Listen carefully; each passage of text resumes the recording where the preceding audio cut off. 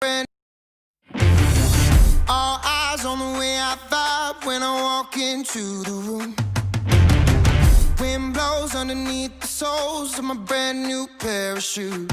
I got the attention, I'm on a mission. No sweat in the way I step, I got a fresh new attitude. Oh my, my, my, oh my, my, my. Call me a king, you can buy me a crown. Oh my, my, my, oh my, my, my. I'm leveled up, and this is my world now. This is my world now.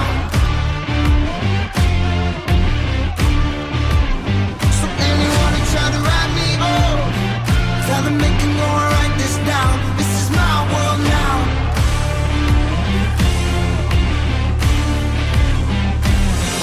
New look, got the ladies shook. New watch saying it's my time. These magazines wanna feature me, cause they know I'm on the rise. Get the attention, I'm on a mission. Cause ever since I flipped that switch, my power can't be denied. Oh my, my, my, oh my, my, my. Call me a king, you can buy me a crown. Oh my, my, my, oh my, my, my. I'm leveled up, and this is my world now. This is my world now. So anyone who tried to write me off, tell them they can go and write this down. This is my world now.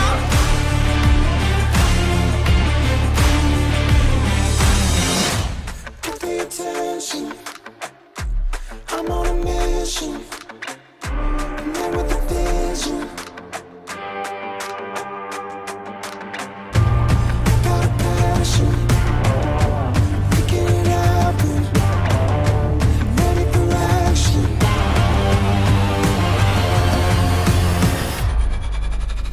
And this is my world now.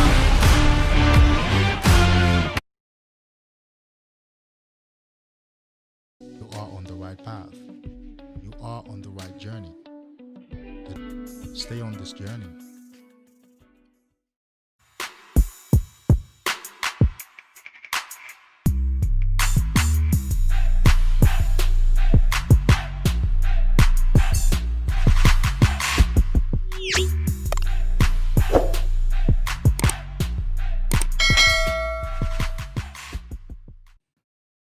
What's up? What's up? What's up? Who is in the house? Another live on NoFap, Semen Retention, and Sex Energy Transmutation.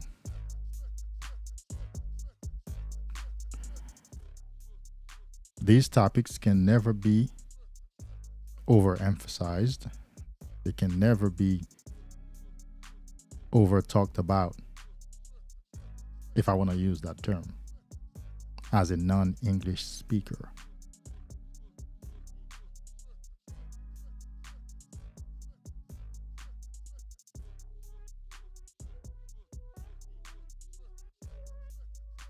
Let's go. Who's in the house? Let's talk every day on Semen Retention. My brother, Patriot Gains. I appreciate you, man. I certainly do. You always come through and bless me. Thank you. It's good encouragement. I appreciate you, my brother.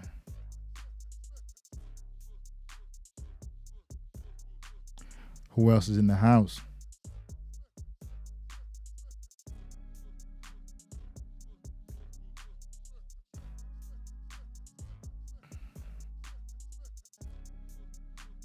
It's 6 o'clock somewhere.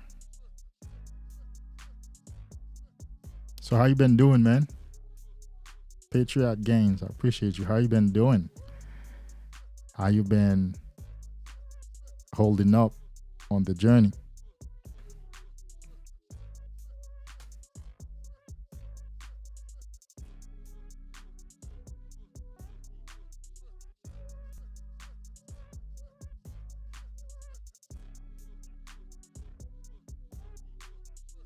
I certainly appreciate that encouragement, my brother.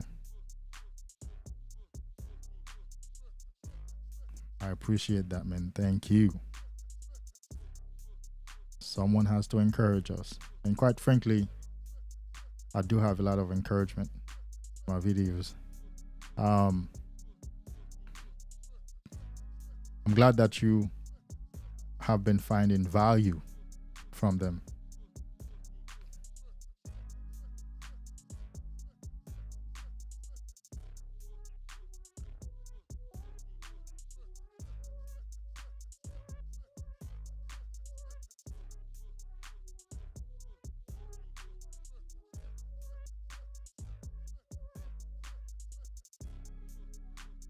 Let's give it a minute for some more guys to come on.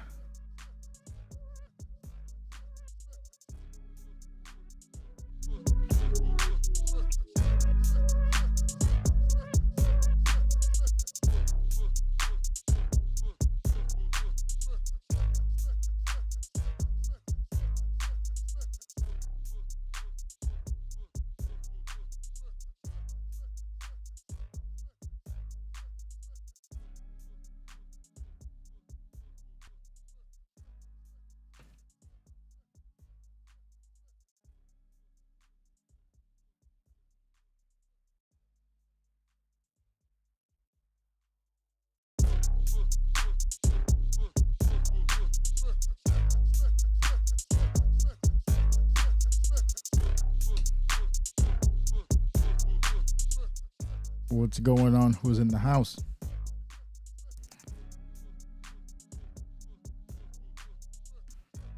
Yes, every single day. That's the God honest truth. It doesn't matter what's going on in your life. Every single day on Semen Retention is a promising day. It's a great day. It's a day that makes a statement. Every single day on Semen Retention makes a statement in your life and about your life.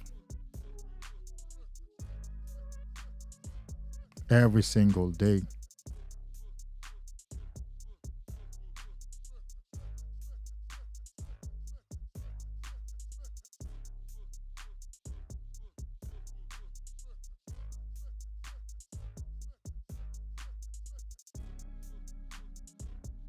Absolutely.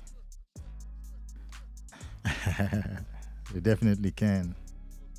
Yeah. I mean, the self-confidence is real. The self-confidence is real. The self-assurance is real. I got to be honest with you. I think recently a new level of personal power and self-confidence has come over me. I have a few ladies that I've made contact with, and actually I've been saying to myself, all the way to earlier when I left the gym, I was thinking, man, I'm talking to so-and-so so comfortably, you know, whatever woman, creator, woman, whatever she is, it's the level of comfort that I have while interacting with her, while texting back and forth and emailing back and forth with her. I keep thinking to myself, a few years back, even 2 years ago, I would have been so excited. I would have felt like it would have meant a whole bunch of things. I would have been anxious about it because she's a big creator. She has a business, whatever those few women that I'm referring to right now. But I find myself just emailing back and forth, and whoever has and the ones that I've exchanged numbers with, we've been talking back and forth, texting back and forth, sending voice memos back and forth, and it feels natural. It feels normal. I say what I want to say, what I need to say, respectfully, and that's about it. And when I send a message, I don't sit and pay attention to the phone waiting for a reply. Whenever she replies, she replies. And it's the same thing too. When I do see a reply on my phone, I don't automatically go to it. I continue doing whatever it is that I had been doing before the notification comes in. I can get a notification at 7 p.m. and don't actually open it and reply to it till 5, 6 in the morning, because that's when I get to it. If I get a notification while I'm on live right now from a female, when I'm done, well, I'm not going to rush the live because of that. And when I'm done, I'm going to continue to whatever I already have planned. And then when I'm about to close that day, usually, which is the morning of the next day, that's when I check those text messages and notifications and reply to them. It's so much weight off my shoulder, being grounded, interacting with women. And some of these women are high value women. Like, they're making a lot of money, but it's not the money. They're beautiful, whatever they're doing. It's not necessarily that, some of them, I'm not necessarily talking to them for dating or male and female type of relationship. It could just be business. But my behavior is not impacted by what she is and by what she represents. And that's a great place to be. So I've been using these experiences to say to myself, dang, wow, I'm not feeling anxious interacting with so-and-so, because so-and-so is seeking my expertise. So-and-so is interested in whatever business that we're talking about.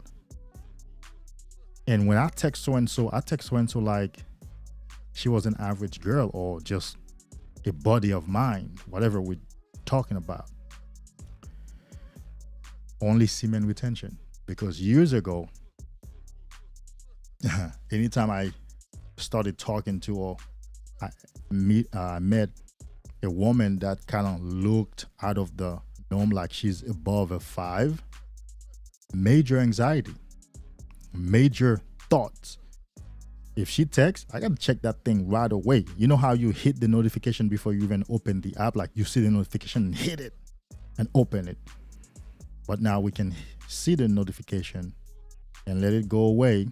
We just know that there is a message there to look at later. And whenever we get to it, we get to it because we are free. We are grounded. All is good. Life is good. Her message is not going to deliver me. Her message is not going to save me. And plus, that's no longer my mindset anyway. Everything is good here. Everything is great here. I'm grounded. I'm present. I'm right here. Life is good here. There's nothing particular that I am looking forward to get from my interaction with a woman that I don't already have.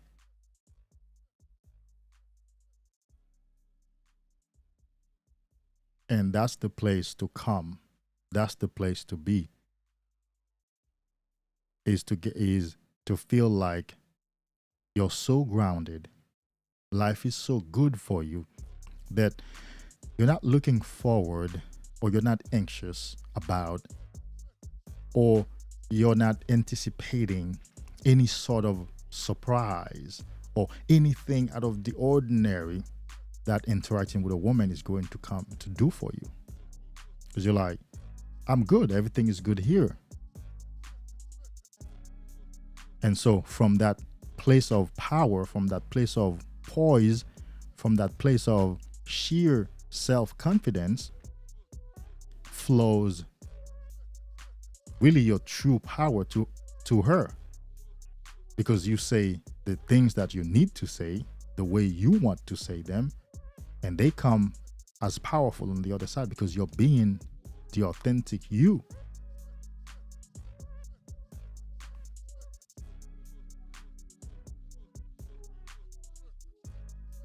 So there was this particular woman. She's a creator, very successful, over 100,000 subscribers. her lives might have anytime 2,500 people. So she and I began to connect. My interest in her was smashing. That's my interest in her. Yeah, why not? And so I commented on, I had been commented on her videos, and she said, let's talk. And she put her number. And as soon as I reply, said, got it, she deleted it. Of course, she deleted that comment. And I text her. And of course, she's a woman, right? She is slowly but surely trying to test the water. Okay, so what do you exactly need help with? I said, nothing. I don't need help with anything. The comment didn't have any help with. It was a sentiment towards you, like the way I see you and feel about you. And I wanted to shoot my shot. I told her just like that. I wanted to shoot my shot to see what experiencing you would be like. So how soon do I get to hear your voice on the phone? How soon do we talk on the phone? What are you doing? Are you busy? Then my phone rings. She calls. Well, see, I skipped the usual. So where you're from? I see what your channel, what work you're doing on your channel. So what is this is all about? I thought you had some problems, you had some needs. No, we're not gonna go back and forth for 1 week. No. Today, the first time I text you today, this within 1 hour, I want to get on the phone with you. When I know you're busy, yeah. When do we get to talk? Now, as soon as I sent that, as soon as the message said delivered, my phone rang. Then she called back. She called and we talked. So what am I saying? I'm thinking to myself, in the past, I would have gone along with her ice-breaking type of inquiry. You know how a woman is slowly but surely feeling you. And when we were beta, we needed that, right? Because we have time to be on the phone texting back and forth. And so she's like, where you from? I ain't gonna tell you where I'm from. We can talk on the phone. I can tell you that because I'm interested in experiencing you, like I told you. I want to get you on the phone. We want to talk. I want to know when, and when I get you on the phone, I want to know the next time we can see. That's what I told you. I'm interested in experiencing you. So this texting back and forth is not experiencing you. And I said to myself, dang, these things are coming out of me the way they're supposed to, very strongly. Yeah, like, I ain't got time to spend 1 week trying to texting back and forth slowly. Nah. That was back then. Let's do it. Let's do this. And so this is how every day on Semen, this is one of the examples. Semen retention is it's a great day every day. Yes, it's a great day every day. So yeah. So there's this woman that I come across on YouTube, which I'm planning on bringing on because I'm actually working on a segment where I get to interview women. So we get to talk game and semen retention or whatnot. And she was talking about, matter of fact, now her video is too long for me to play on here, but she's talking about this energy in men that can cause women to feel weak. And she said, oh guys, I don't know if you can understand it, but she said, you know, the simple fact that you say something to a man and he doesn't like it and he gets mad and he speaks his mind and he demand answers and stuff like that. She said, oh my God, that turns a woman on and that's so attractive. Now a woman is interested. Yep, and this is why a woman should test you. And she said, guys, you don't understand. If a man would just walk up straight to a woman and instead of telling her how pretty she is and how he'd like to get to know her, he would tell her straight up, look, man, I find you very attractive. Something in my system is moving for you, and I'd like to hit that. And I think we can have one hell of a time. What do you say? He said, that would be crazy. And now for that would turn the woman on. And that's absolutely true, because I've done it times over in my life. In fact, it's one of my preferred ways to approach women, because really most of them I'm not interested in a relationship with them. Just walk up to them and say, hey, you and I, there's something here. I think we should link up and do something. We can both benefit from that. I can give you one hell of a good time. That's one way. Another way would be like, hey, where you from? She's like, I'm from Miami. You from Miami? You hot, baby. We definitely should get together. I need you to put all that hotness on me, and I can put my hotness on you. I've gotten laid so many times over the years with a straightforward approach. Now, I've had simp days, but my simp days really were when I was deep on PMO. But before high-speed internet PMO, and those really last a short number of years, life was good with women. I'm not one man who can sit here and say that I haven't had success with women. And not having a good relationship or a relationship didn't work does not mean that you haven't had success with women. You have to understand, because that's not what the success says. Because there are married men who are not successful with women, and there are single men who are successful with women, right? So whether you are in a relationship currently does not determine your success with women. Your success with women is you have had a higher rate of acceptance and going through with whatever your goal was with women than you have been rejected. That's it.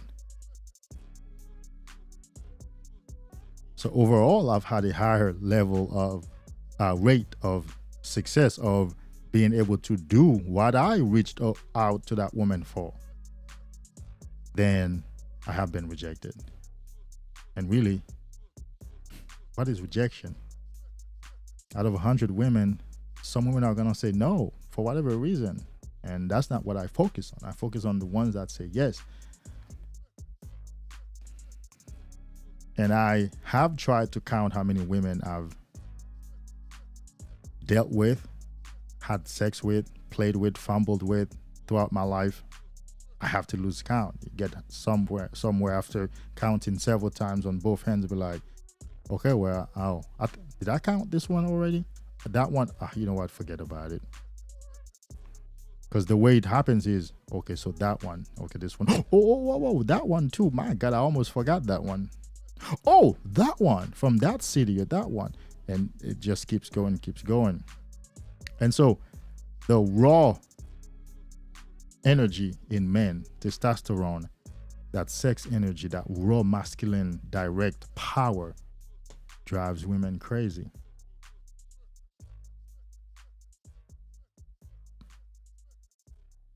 It's always a great day on Semen Retention, because each day you retain, you are healthier. So potentially your life is potentially getting better.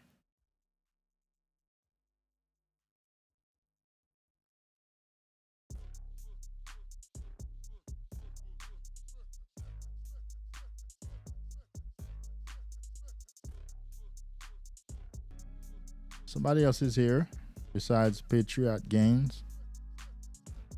My brother that always comes through with a super chat. I always appreciate that from you, my brother.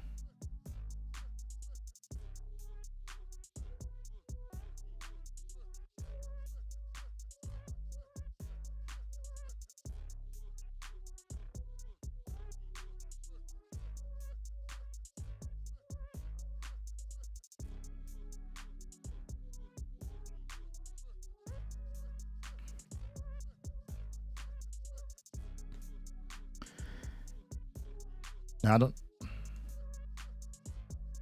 I don't know what you mean by falling in your lap. Well, I mean, unless you're a hot boy, women are not gonna fall in your lap. You're gonna have to put some effort in approaching and talking and generating attraction, or whatever it is that you're looking for. But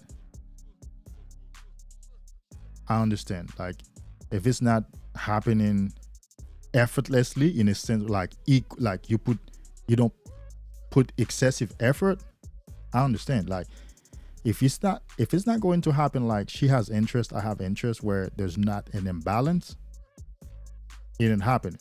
I understand, I get it. And it's the same here.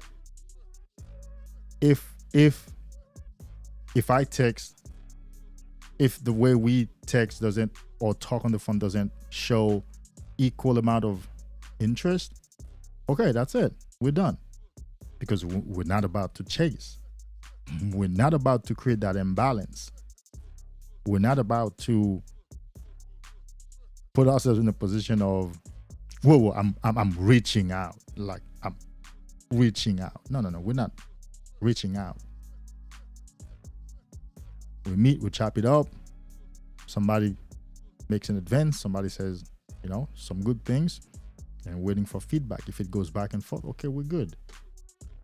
If not, bye.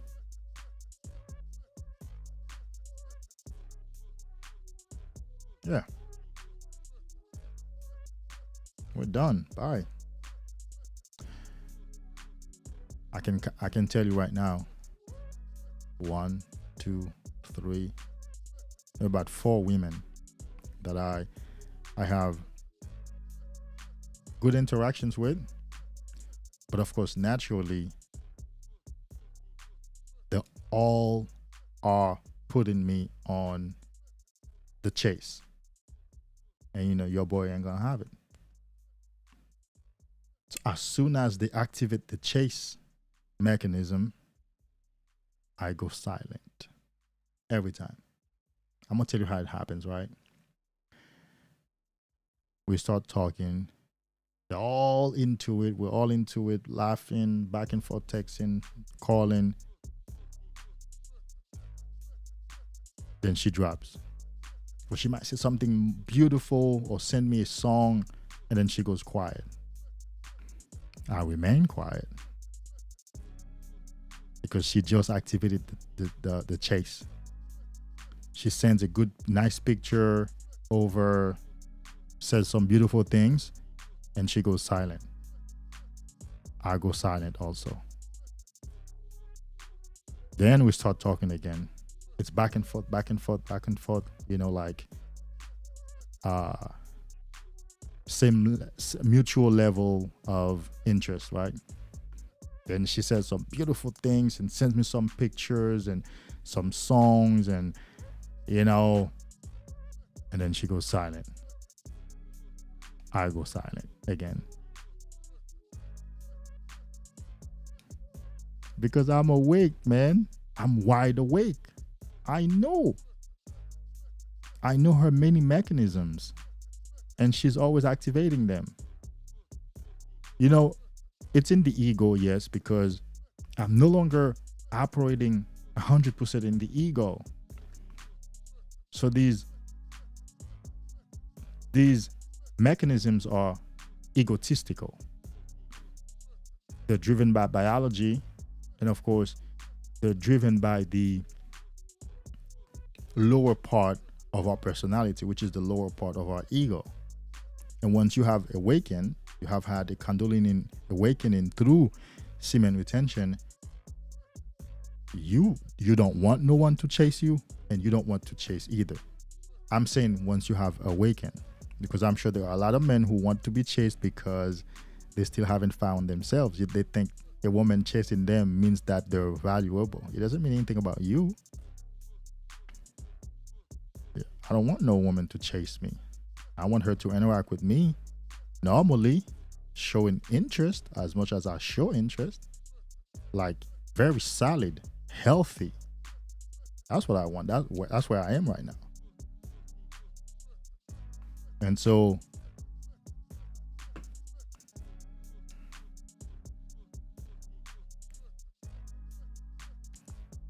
where we are now, as soon as she activates the chase mechanism, I go silent, because I no longer operate in my ego, which means I don't need to chase. Neither do I need to be chased, but I do need to be shown good level of interest, healthy level of relation, because that's where we are now. Fully aware, fully awake, self-love, beauty, and so we only want healthy level of interactions. Now, these women I do have healthy level of interactions with. They just, every time they activate the chase mechanism, I go silent, and then we start talking again. Some of them, it's been like that for over a year, or one of them, should I say. It's been like that for over a year. We talked this past Sunday. Gosh, she sounded like my girlfriend on the phone. Literally, she sounded like a girlfriend on the phone. Her voice and her tone of voice and the way she was talking to me, you would think, man, this is my girlfriend talking to me. Right? And she said, well, if we don't get to talk tonight again, I'll talk to you tomorrow. I'll see you when I get back. So sure, have a good night. Thank you, you too. She activated it. What did I do? I went silent. You already know the answer. Guess what? My mind told me once, check on her text. No. She activated the chase. And so we haven't talked since. Because she planted the seed. I mean, that time on the phone was like, dang. Whoa. Quite a pull. The way she behaved on the phone, it was quite a pull. She didn't say much, but whatever she said and her ways on the phone, being on the phone, the attitude, that's how a good down-to-earth girlfriend will be on the phone with you.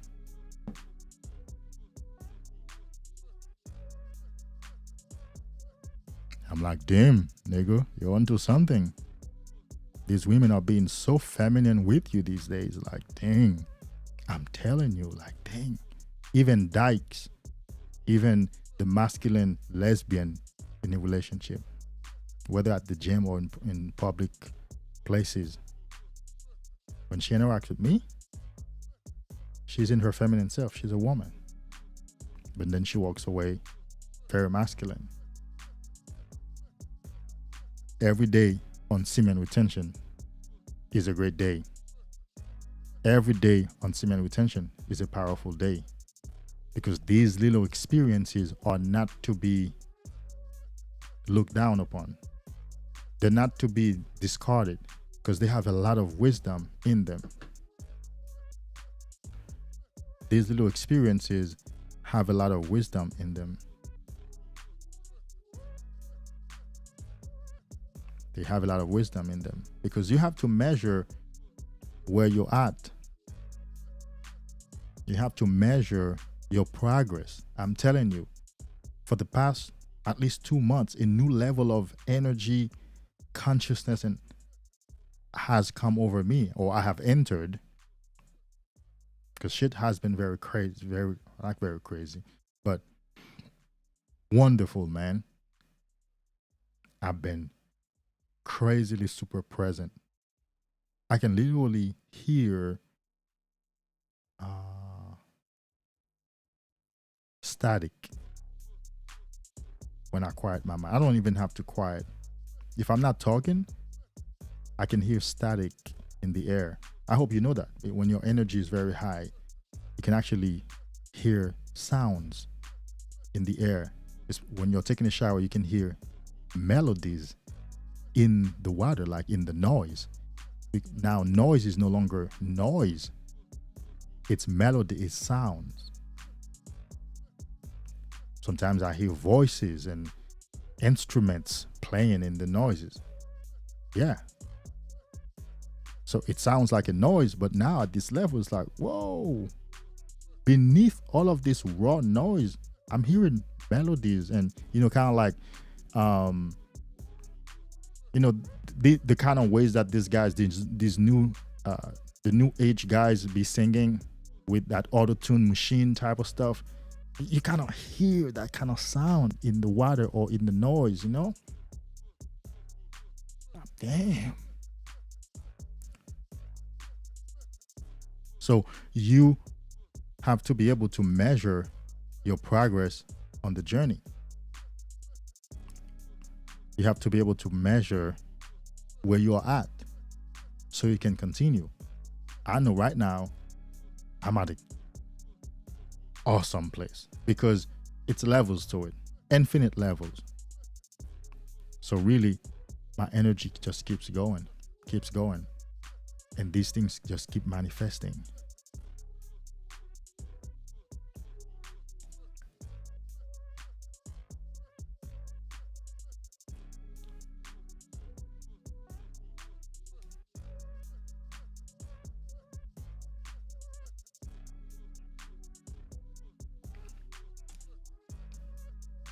You have to measure your own experience to see where you're at on the journey so you can capitalize on it.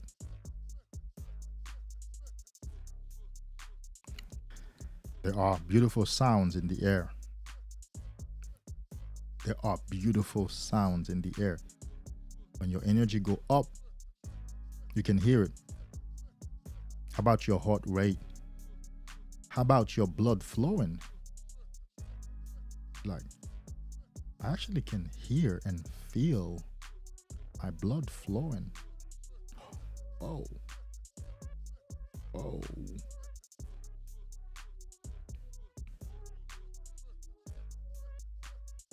Every day on Semen Retention is a great day. And the way it's a great day is you have to capitalize on it. 1. And 2, you have to evaluate your experience. Measure your experience. See where you are at right now. And compare that to where you used to be however long ago.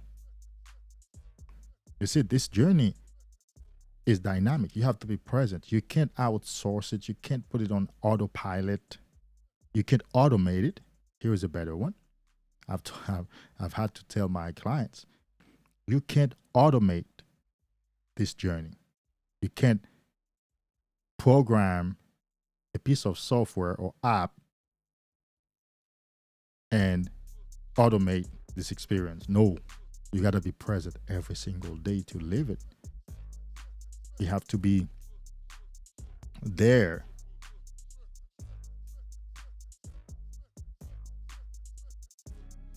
You have to be there.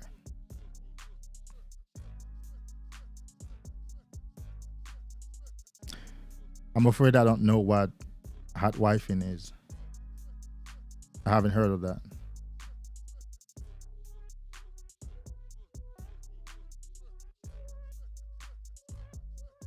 What is that?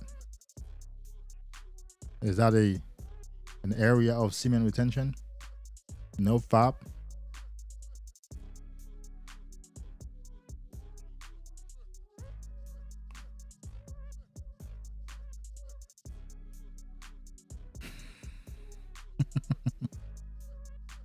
threesomes?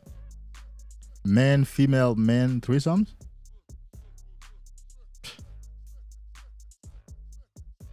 Is that what that means? Male, female, male threesomes? Like 2 men sandwiching a woman?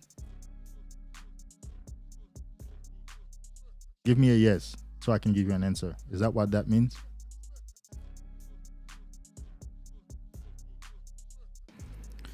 That's the only threesome I've had.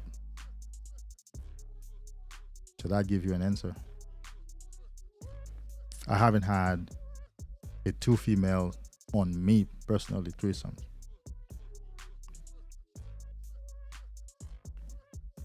The threesomes that I've had are me and my boys hitting her, picking her up from the club or wherever we meet her. A number of times. Different friends. And one time a stranger. Another time at a swing club. I've been out there, bro. I've been out there. I've done a lot.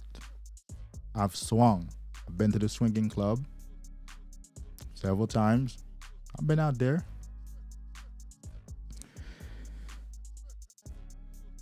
Yeah.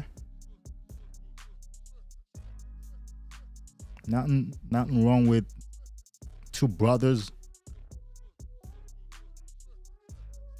putting a beautiful thing to ecstasy. Dang.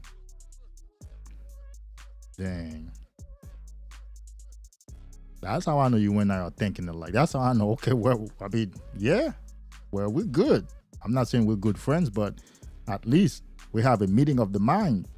Yeah. And I think I've heard guys who's, oh, hell no, I don't want to see another man naked.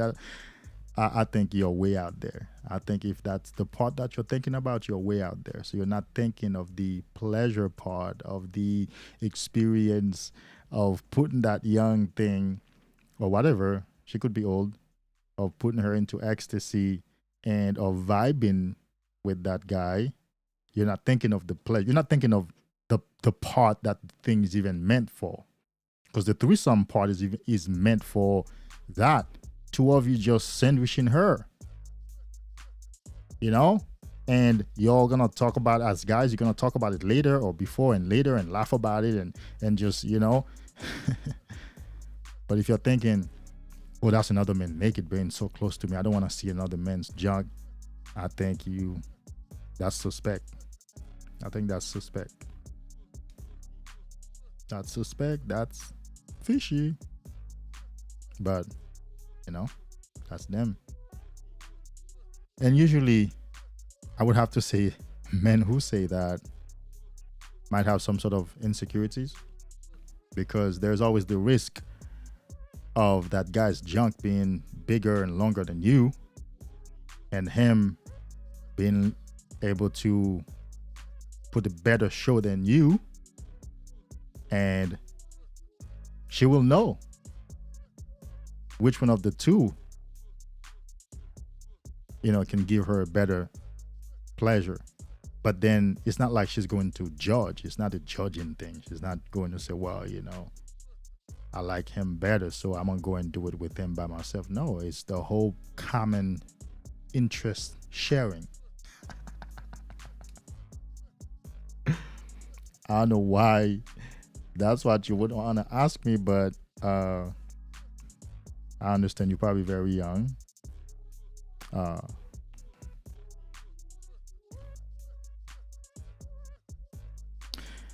I'm afraid to say that no, that's not quite accurate. Let me put it on the screen. Oh, well, I guess everybody else can see it. I'm not sure if that's gonna make you a simp, Patriot Gains. You know, it's levels to this shit, for real. Like in every area of life, it's levels to it. There are people in open relationships. There are couples who want to swing together. In fact, the 2 women I swang with, I was in a serious relationship with. living together type of serious relationship. We were just nasty. I'm an Aquarius. Like, naturally, I'm nasty in the bedroom. And these two women were Aries. Aries women are nasty too. So sex was an open book conversation. We did it everywhere. We'll go to the family bathroom at a store and did it. The rest stop bathroom, you know how you're traveling on the highway, you stop at the rest stop. Do it at the family bathroom. I mean, everywhere. So it's just some women you're connected with like that on that level. Some other women are very private about sex conversations. Usually, anyhow, let me not say that. The part that I'm thinking. But I don't think that, that makes you a simp. I think if anything, it doesn't make you a simp, because a simp would want to protect his woman. Oh, a simp will want to. I could have, though. I could have, if other things worked out. I could have wifed her if other things, had worked out. And you know what the funny thing is, though? We're not talking about hot wifing in the sense of a street girl. Like, you go on the road and you meet a girl. Well, I mean, I've done a couple of that. But most of my threesomes actually were with women that I was dating, and no. And my opinion of them was not changed. That didn't change my opinion of them. It didn't. It didn't change my opinion of them. It didn't change the way I felt about them either. You gotta have your own experience. You gotta make your experience personal. Ask me a question. If I were to get married, is it a possibility in my head to hot wife my wife, like have a threesome? You don't have to ask. Yes, it's a possibility, because I'm at a different level. I have a different consciousness. I have a different understanding. I'm not attached to her body, her affection, her emotions, her love, her vagina. I don't own them. I don't possess them. Just so the way I can give you a ride in my car, the way I can give you a few dollars to help make life experience better, is the way we can have a threesome to help make life experience better. I'm at a different level of consciousness. If you want to really hear it, I mean, if you're not there, you're not there. I don't own a woman. I don't have that egotistical attachment to that would prevent me from seeing another man banging her. We're all part of the universe. I'm getting to another level. We're all part of the universe. That man, my wife, me, we are all part of the universe. We're all just one. We are really just one. We don't own nothing. We're just experiencing this life. That's what it's about. So, jealousy is in the lower part of the ego. Once you have elevated above that and your consciousness has been expanded above that, you ain't got no jealousy. In fact, I've been moving towards and really processing open relationship. Yeah. Well, see, here is the thing. When you go up in the world, before you do soul searching and consciousness expanding type of work, you want to live in a constraint. You want to live in a prison. You want to know that that woman would like to experience certain pleasure, but you say no.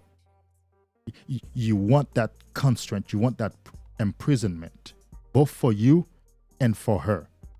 And you want to be jealous about her, and you want to own her, and you want to, this is my wife, this is my woman.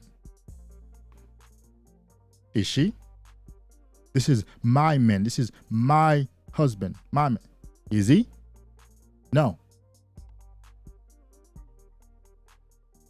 He is a man of the universe.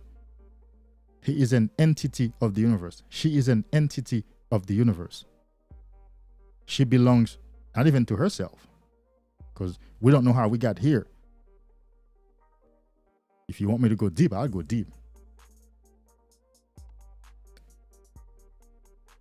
And so this is the place that I am, that I have gotten to. Has taken a lot of consciousness work, a lot of shadow work. That means I have rid myself of a lot of negative emotions and attachment issues, tendencies. Yeah. Sharing is loving. Sharing is caring. Sharing is really understanding the universe, that we are all one. We are all one. I know it sounds very conceptual. In real day-to-day life, if you're not really there, it's gonna give you a problem.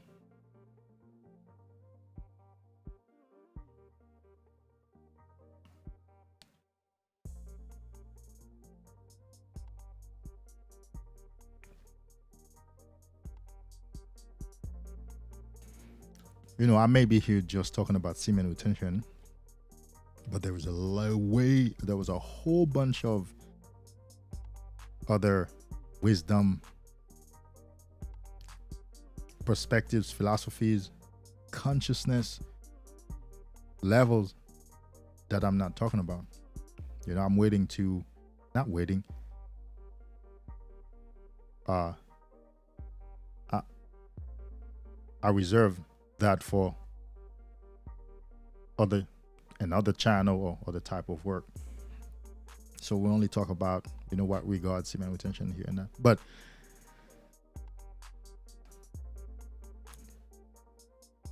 that's I was Aqua team here.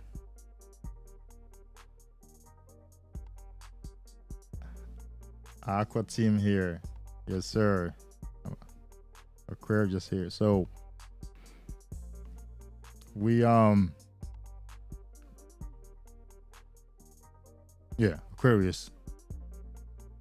is our freaks.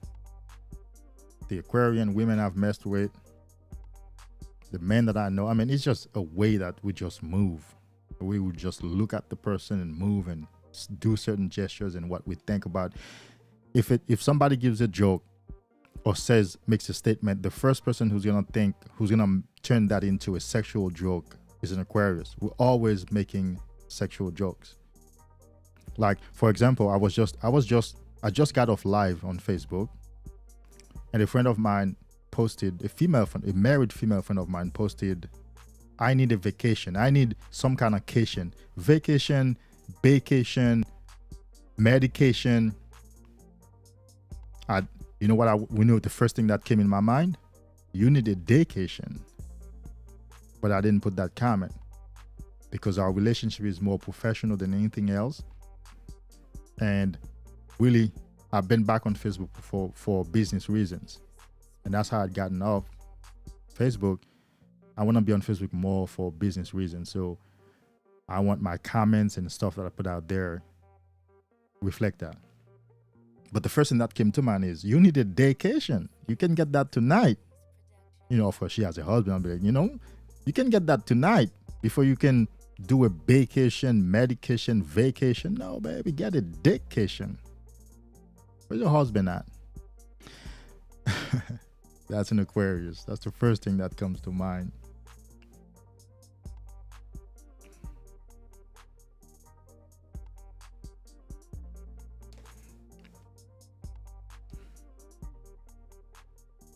Who else is in the house? Say something. Say hi. Ask me a question. Gemini is our cousin. We are cousins. Aquarius, Gemini, and Libra are cousins. Aquarius, any relationship between an Aquarius, a Gemini, or a Libra, or friendship for that matter, will work. You want to know who out there in the public eyes are Libra, Aquarius, or Gemini, or Aquarius or Libra?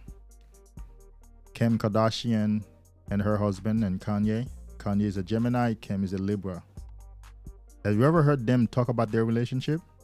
They're in love. It's a lot of respect. It's a lot of interdependency. It's a lot of, this is what you're good at, you do it. It's a lot of, okay, I see your point, let's work it out, let's do it. Kanye says, as your husband, I don't like these sexy pictures and clothes. I know it's your business, but I don't like them. This level of sexiness make me uncomfortable. Stop it.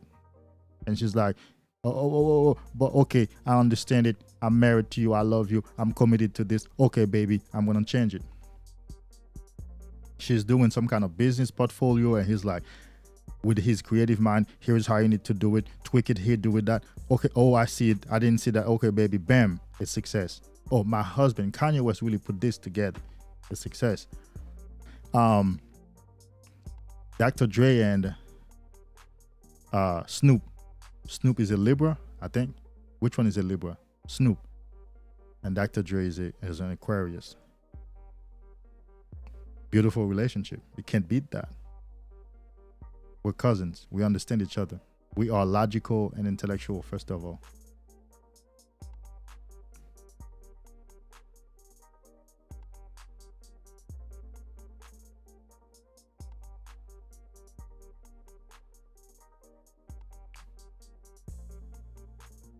Geminis are the most creative of the zodiac. They are the most creative of the zodiac. Yeah. Most of the creative, like the kind of work that makes you go like, whoa, most likely a Gemini did it. You know, every sign of the zodiac has a forte. Every sign of zodiac has something to offer, something that we need. Every sign. No sign is better than another. But Gemini is the crazy, creative one.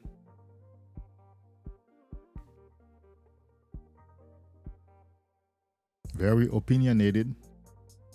Will always let you know what they're thinking. And usually, just like an Aquarius, there won't be any filters. And that can hurt a lot of people. That can turn a lot of people against you. And of course, they don't care. Like an Aquarius doesn't care what you think. Like, if you can't handle that little bit of truth, then I don't need you in my circle anyway. And of course, you can see what relationship Kanye West has with the world. It's a love and hate relationship, not from him, but from the world to him. Oh, he's very talented, great man, but every once in a while, he lets something out. That's him. That's a Gemini. And here I am in the background, right? Both Libra and myself in the background are like, you go, tell them, let them know. Because that's exactly what we want to tell them too. Who else is in the house? Does having multiple sex partners be detrimental to our spiritual well-being? It depends. It depends. What does it depend on? As I just explained earlier, if you haven't done much consciousness expanding work and you still operate in the ego, that means you're still possessive. You're still, here I am, see me, you're mine, I want to have you, you listen to me, you do this, I do that. That's one. And if you also still operating in that part of your ego where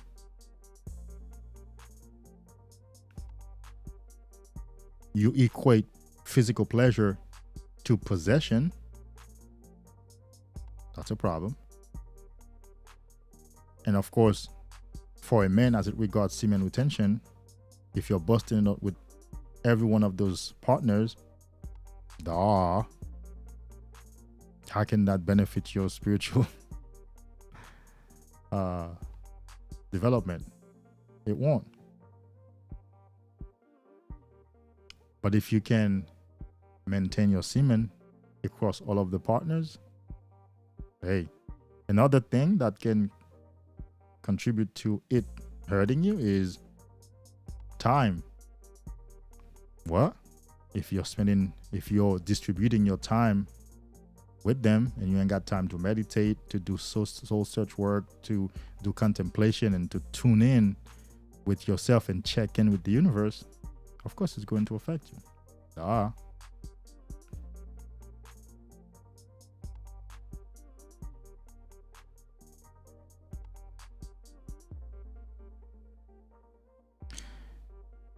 I'll tell you what I think. Based on a lot of spiritual people that I believe are spiritual, I've heard talk in my own experience.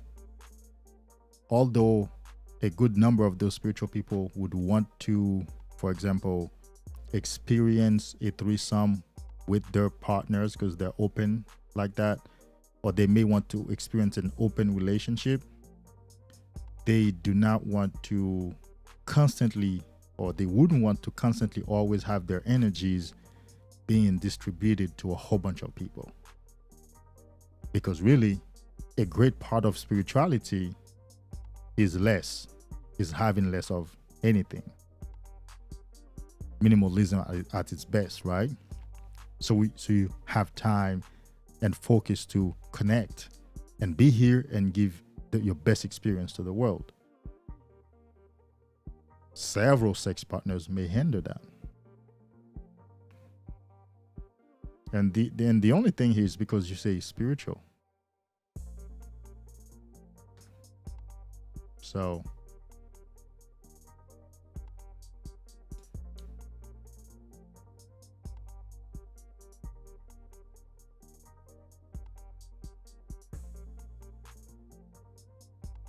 good night, bro. Thanks for being here. Go ahead. Every day on Semen Retention is a great day. Ask me another question.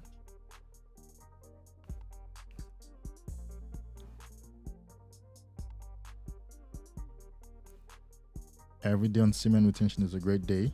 Another idea is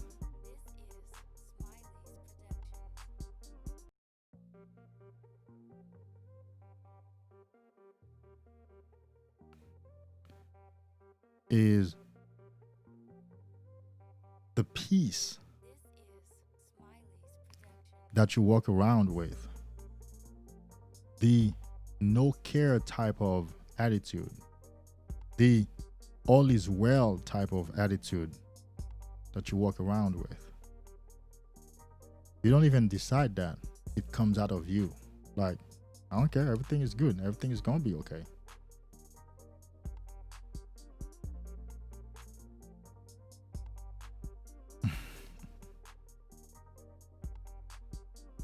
I have. And it's crazy. And it's crazy. I have. And it's crazy. I think that's as close as a man can get to understand the female orgasm.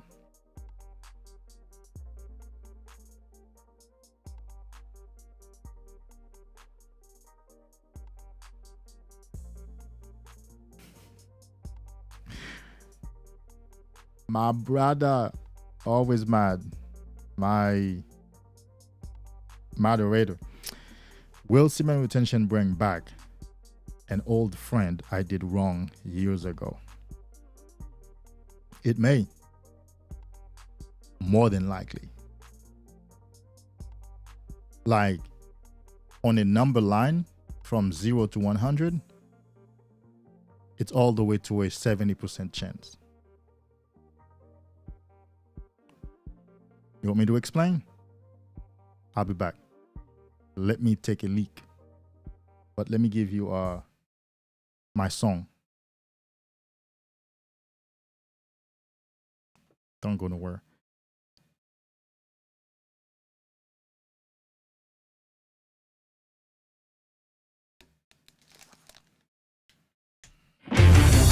All eyes on the way I vibe when I walk into the room.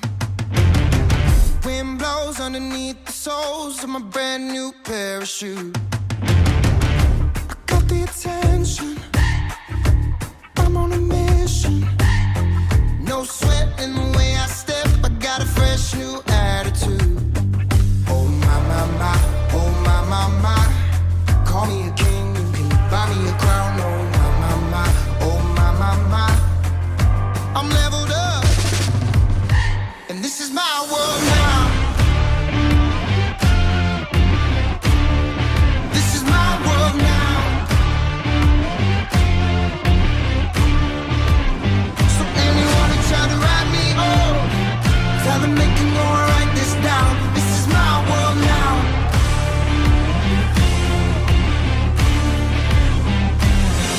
New look, got the ladies shook. New watch saying it's my time. These magazines wanna feature me, cause they know I'm on the rise.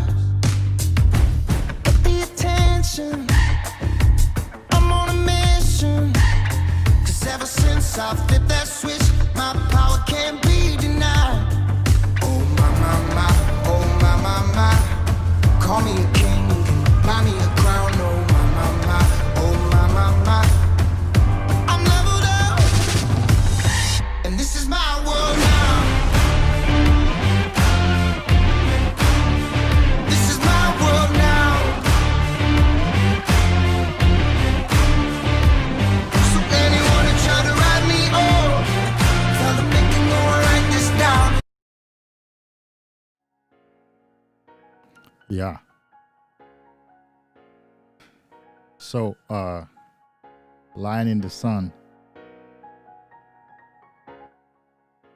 This is Smiley's production.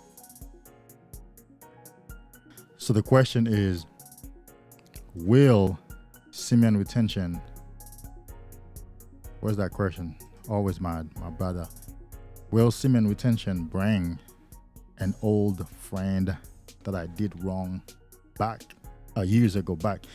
The answer is most likely, as I have experienced, and also based on spiritual laws. Because you have to understand, on semen retention, you're also healing. You're healing emotional wounds and issues, and you're clearing your energy field. You may not even be doing that consciously, but your energy field is being cleansed and worked on, and karma is being burnt, and some of them are either being incinerated, that means destroyed, you won't have to go through them, but also because the energy elevates your overall energy field, your overall aura, your overall vortex, spiritual vortex, energetic vortex, there is a tendency to make your wrongs right. Whether you want or not, you will be presented with that opportunity. I have old friends, not necessarily that I did them wrong, but I cut them off and they reach out. I ignore them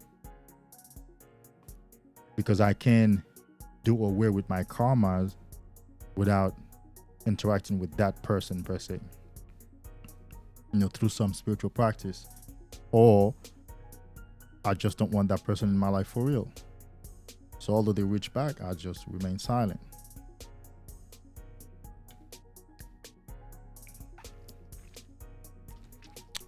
And also, people in the past tend to come back in our lives when we are at our best. It's a spiritual law. If you are at your best, that will draw the polar opposite to come into your life. And usually it's people of the past as a test and as a way to make your right wrongs, and also as a way to pull you back into the old consciousness, into the old state. And it's your job, baby, to say no to it now.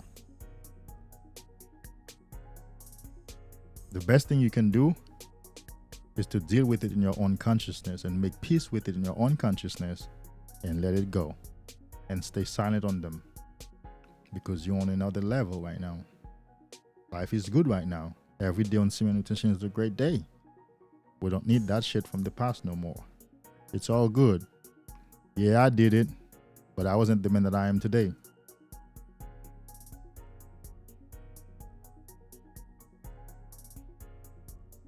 Deal with it in your own consciousness. Remember, forgiveness is for you, first of all.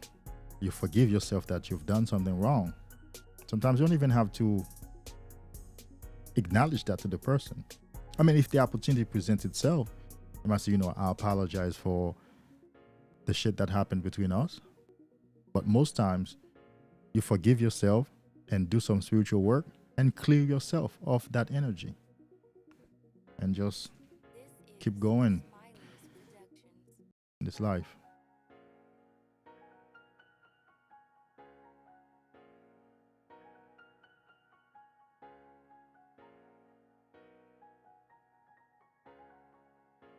This is Smiley's production.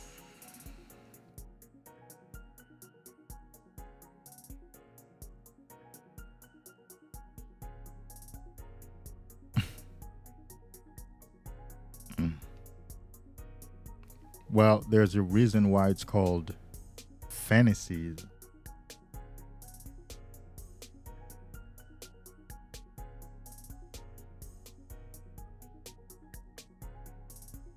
I don't know if for me, it's not healthy. It's not healthy because it will, by having sexual fantasies, what you're doing is you're keeping your dopamine levels or your reward system open. You're maintaining your reward circuitry open in your brain, right? Because your brain is thinking, that's what we're looking forward to, or that's what we're looking forward to. That's what we're planning. That's what we're trying to get. So basically, you always remain keyed up. You always remain open. It's a state of chase, really. But then you're not going to nothing. You're just fantasizing about it. A better question to ask is, why are you having sexual fantasies? Something in you is not satisfied. Something in you is looking for that kick, for that dopamine release. And quite frankly, in my perspective, and I can back it up with some fields, it's really self-deception. It's a self-deception. It's a fantasy. It's a fantasy. You're not planning anything. You're not working on it. You're not going to do it. You're just enjoying the fantasy. So basically, the time you spend, the resources that you allocate to your fantasies could be used to make something happen in real life. But that's where I am.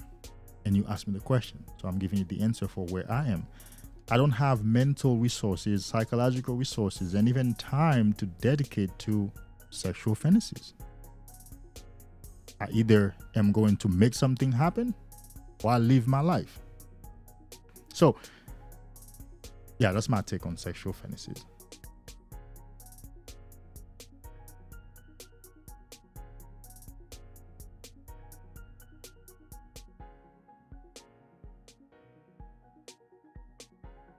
It's just going to keep your brain in that dopamine hungry state, and that reward circuitry is going to remain open because your brain is thinking, whatever you imagine, your brain is looking forward to. Whatever you visualize, your brain is looking forward to, at least to create or to enjoy, to have and to do and to be. But here you are is just a fantasy. I see sexual fantasy the same way as, ooh, is he going to say it? Yeah, I'm going to say it. I see sexual fantasies as the same as watching TV. No, he didn't say that. He didn't say that. Yes, he said it. By the way, Aquarius likes to talk about themselves in the third person. I can always spot an Aquarius if he's talking and start talking about himself in the third person, because we have the ability to take ourselves out and judge ourselves and talk. When you watch television, you're in the fantasy world because you're enjoying somebody else's imagination. You're living something that's not true, baby. But that's where I am. I've done a lot of spiritual work in my life. I've done a lot of shadow work. I've worked on my consciousness for years. That's where I am. All these shows, the movies and all that, they're not reality, bro. They're the result of imagination, their fantasies, their creations. And here you are enjoying that, talking about that, soaking that in, always interacting to somebody else. Oh, did you see that episode last night? Oh my God, that was crazy. And you're enjoying and talking and living that. But it's not real. It's not real. It's fiction. It's made up. Meanwhile, your real life is passing you by because you're using your real life resources to entertain a fiction, a fantasy. Oh, slow down, stop. Yeah, I don't want to go on a rant on television. I haven't owned and watched live television since 2004. That's 16 years. I had a television in 2004. I gave it away to a friend who was moving. That's the last time I owned a television. Have I lived places that have television in them? Yeah. I was married for 7 years in between. My ex-wife had television. Well, she had one television. The agreement was no television in the bedroom, only in the living room. And when she was in the living room, I would be in the bedroom. When she's watching her TV, I would be in the bedroom. Like the agreement was, well, we can have a TV in the bedroom. So you leave the living room, you leave that TV on, come to the bedroom, put that same show on, and I'm trapped. I ain't gonna be trapped in the house. That's my house too. No. So that was the agreement.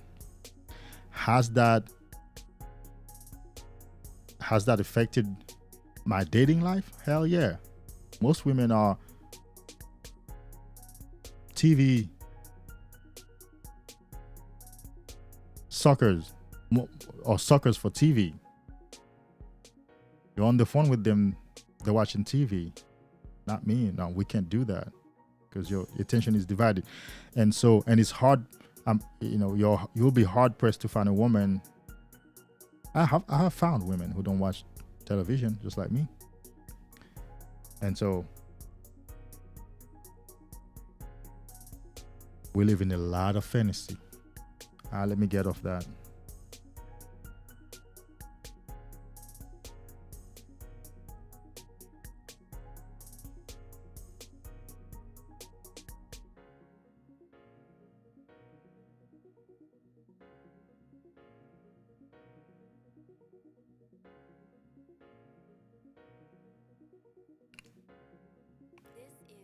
Over here,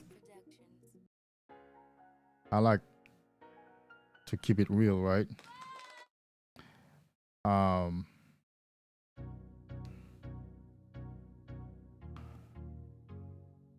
like to keep it real.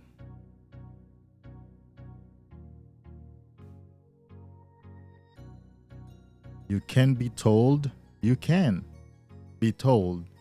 how long before it gets easier, but that won't be your experience. You know, your work is keep putting 2 weeks at a time in. That's my perspective. Keep putting 2 weeks at the time in. And until you can get past 2 weeks, and until your time comes to experience, the easier part of it. In fact, the easier part of it comes with a long time of retention. A long time of retention does not necessarily mean without relapses. I do want to make that clear. Don't don't listen to nobody. There are few guys who can retain without a relapse. I mean, few. There are men who can, but there will be a lot of circumstances about that man. There'll be weight, lifestyle, where they live, how they look, what they're focusing on, how their brain is wired. But most men are going to relapse. And so just keep putting your time in. Just keep putting 2 weeks at a time if that's how long you can go for now. And keep practicing, keep taking cold showers, keep eating, keep exercising, keep staying away from stimuli. Stay off the gram, stay off TikTok or Snapchat, stay off Bigo Live. Oh my God. A friend introduced me to Bigo Live. He was just showing me the phone and he was swiping. I was like, what's this? What is this? And he was teasing me. He didn't want to tell me. I'm like, that's not Instagram, because that's not on Instagram, because I would have found it long time ago. And when I looked at the app, I said, no way. Get rid of that right now. That shit is crazy. So get rid of sexual stimuli so that you go through a dopamine detox, so that your dopamine levels balance out and your dopamine receptors shrink back, so that real life could be pleasurable to you, so that doing this life is pleasurable to you, as opposed to jerking off is the most pleasurable experience for you and anything else is trash. That's how your brain sees it right now. Keep putting your time in.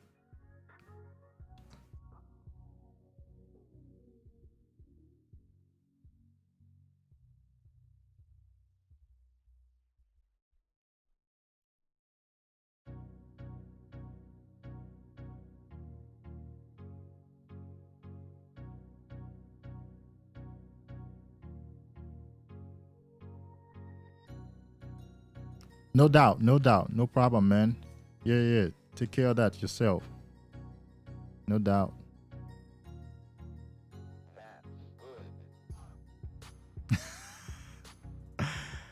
You and that sexual fantasy, bro.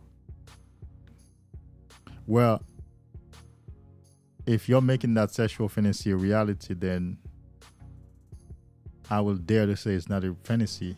It's a plan. It's a plan. Now, there's a difference between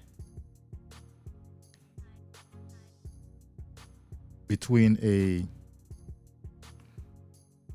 spiritual creation of an experience and sexual fantasy. Okay?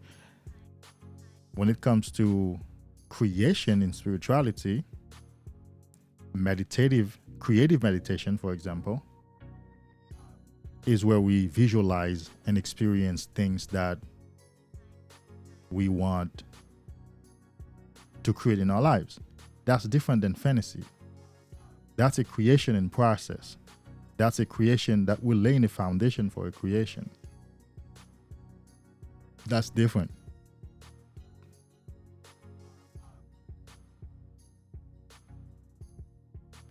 So, if I have a session coming up with a lady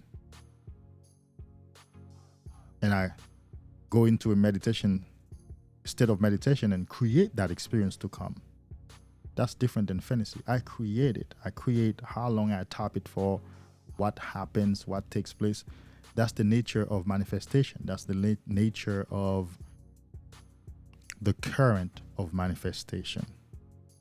That's the nature of spiritual creation. That's different. Then it's not fantasy. It's a visualization process. It's a creation in the making. But, you know,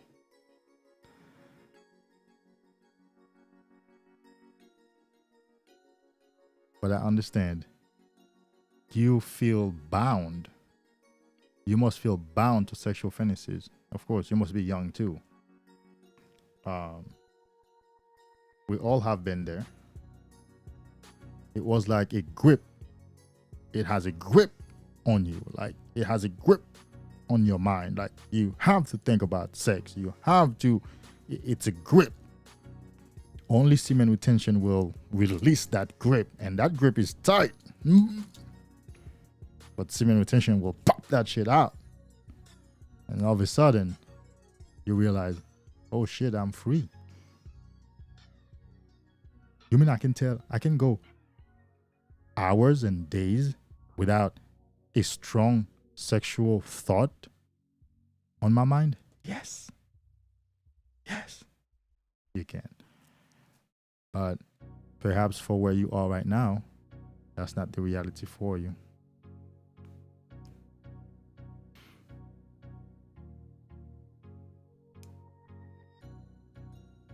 Semen retention is definitely a spiritual warfare, so I commend you, brothers, to stay strong.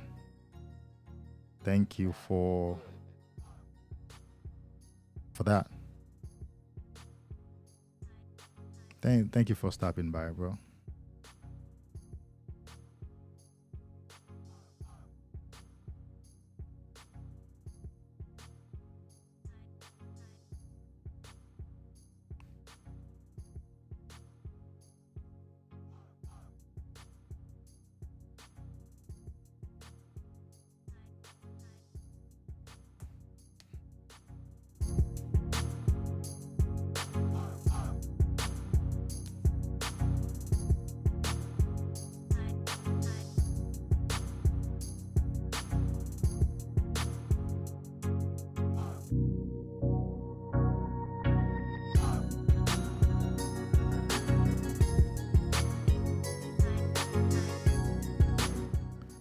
Yes. The answer is yes.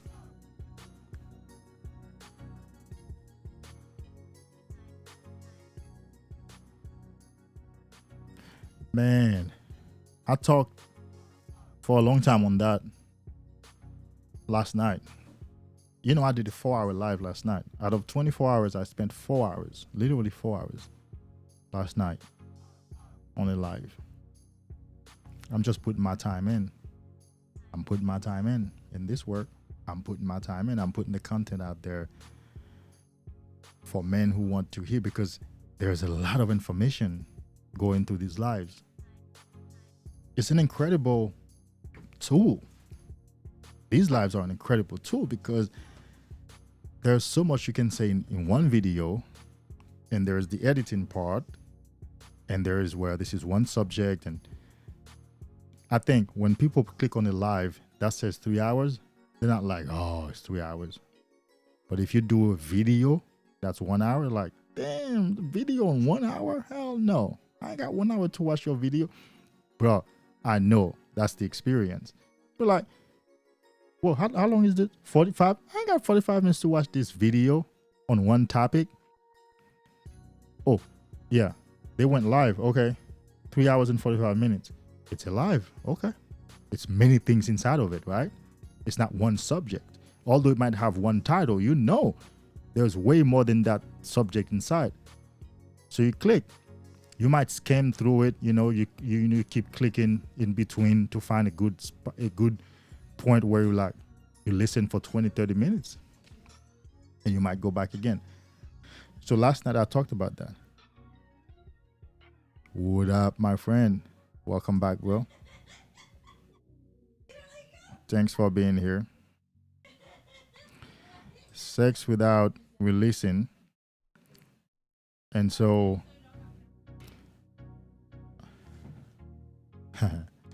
you guys heard that.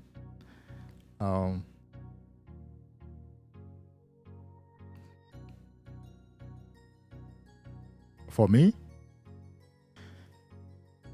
sex without releasing right now is what's guiding my interaction with the female. That's the principle that's guiding the way I interact with women. It's what's guiding whether I decide to be in an exclusive relationship, an open one, or any kind of female entertainment. I've been saying, and I said it last night, I've said no. I've turned a lot of sex opportunities down. Not that I've said no square, like, no, I don't want to mess with you. But there have been women last year and this year particularly who made it clear that they would do their best to get me to bust.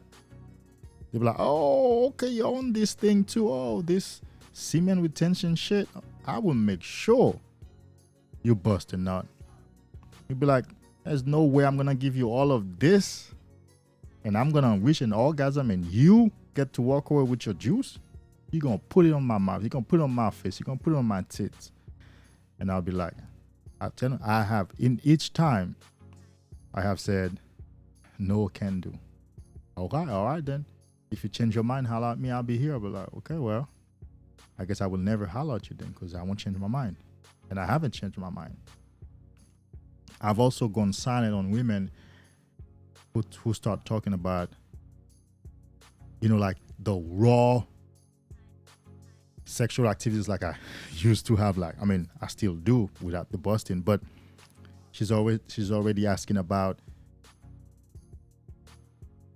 drinking it up, doing this, doing that, putting it over her back and all over her. She can't wait to play with it. How does it taste? What color is it? And I'm like, okay, she's getting ready to have a semen party. No can do. I'm not gonna tell her. Like the most recent one, I didn't tell her that. I just went silent. So sex without releasing is my guiding principle. That's what I want to do. I don't need any more children right now. Releasing is such a loss. It's such a big loss. It's such a big loss. I'm at the gym. I work out hard in the process of transforming my body. Monday, Wednesday, Friday. I imagine a release is going to hurt my shoulders. It's going to hurt my joints. It's going to hurt my joints. And the next time I show up at the gym, I won't be able to increase my weight. And then there's this sense of losing myself, the sense of, and so I practice and teach NEO, non-ejaculatory orgasm. I think Sexual Kung Fu guy talks about that and teaches that too. He's more into the tantric and Kung Fu stuff. His latest video talking about how masturbation can stimulate your energy or increase your energy. You know, he's on whatever path he's onto. I don't know. I don't want to mess and advocate for no masturbation, period. But he does. That's him. That's his path.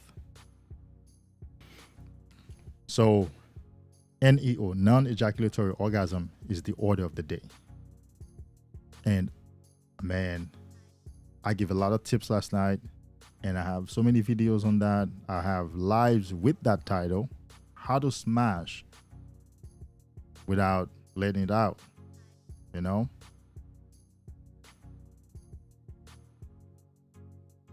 For me, that's the way to live right now. That's the way to interact with a woman. That's the way to live sexually.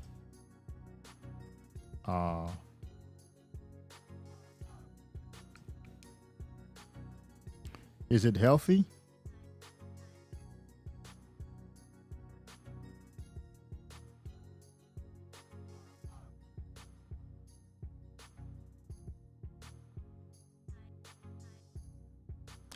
I want to tell you something.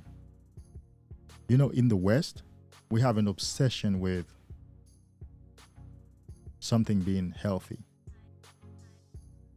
This is the third question tonight about something being healthy or not. I want you to stop paying attention to the live right now and think into your mind out there how many times someone is going to say that something is not healthy, is healthy, is it healthy? I don't think it's healthy. We have an obsession with that in the West. I just want to bring that up. We have an obsession with that, right?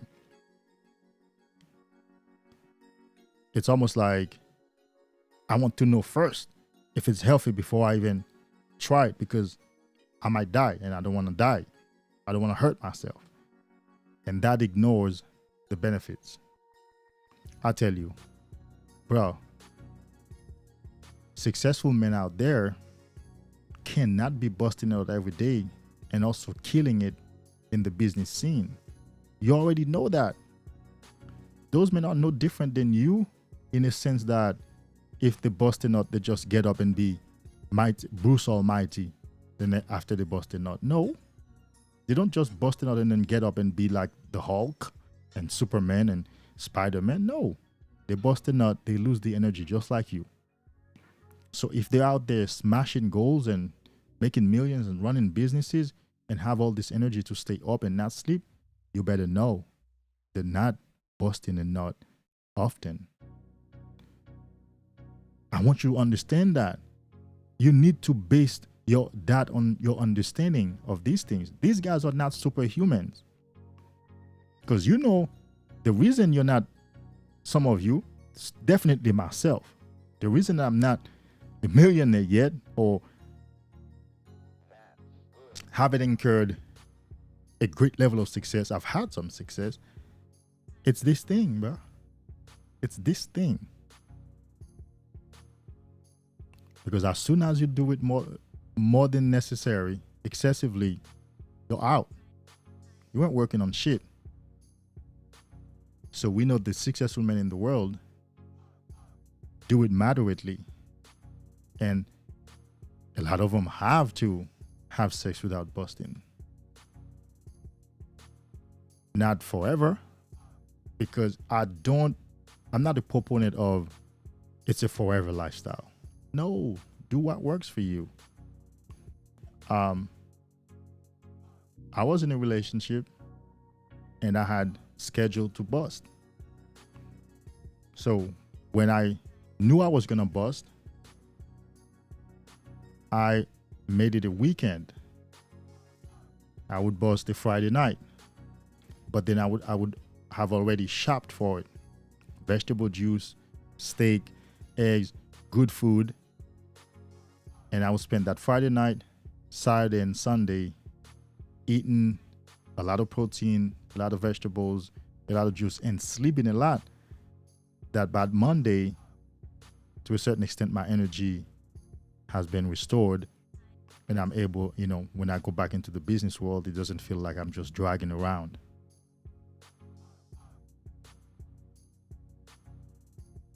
So, and then here is another point, right? I want you to keep in mind.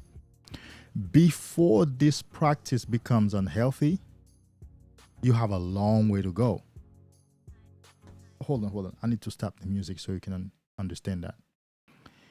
Before that practice would become unhealthy, if it would ever become unhealthy, you still have a long way to go into it before you worry about that.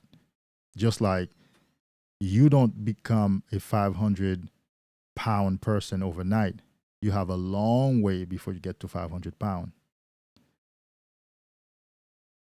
Not quite a reciprocal example, but what I'm saying is, if it would ever become unhealthy, you have a long way to go before you find out. But guess what? On your way there, man, you will build so much energy, so much clarity, so much. Your aura would be better. Your life would be changed. And you would realize, oh, it's not unhealthy at all. Because here's the thing.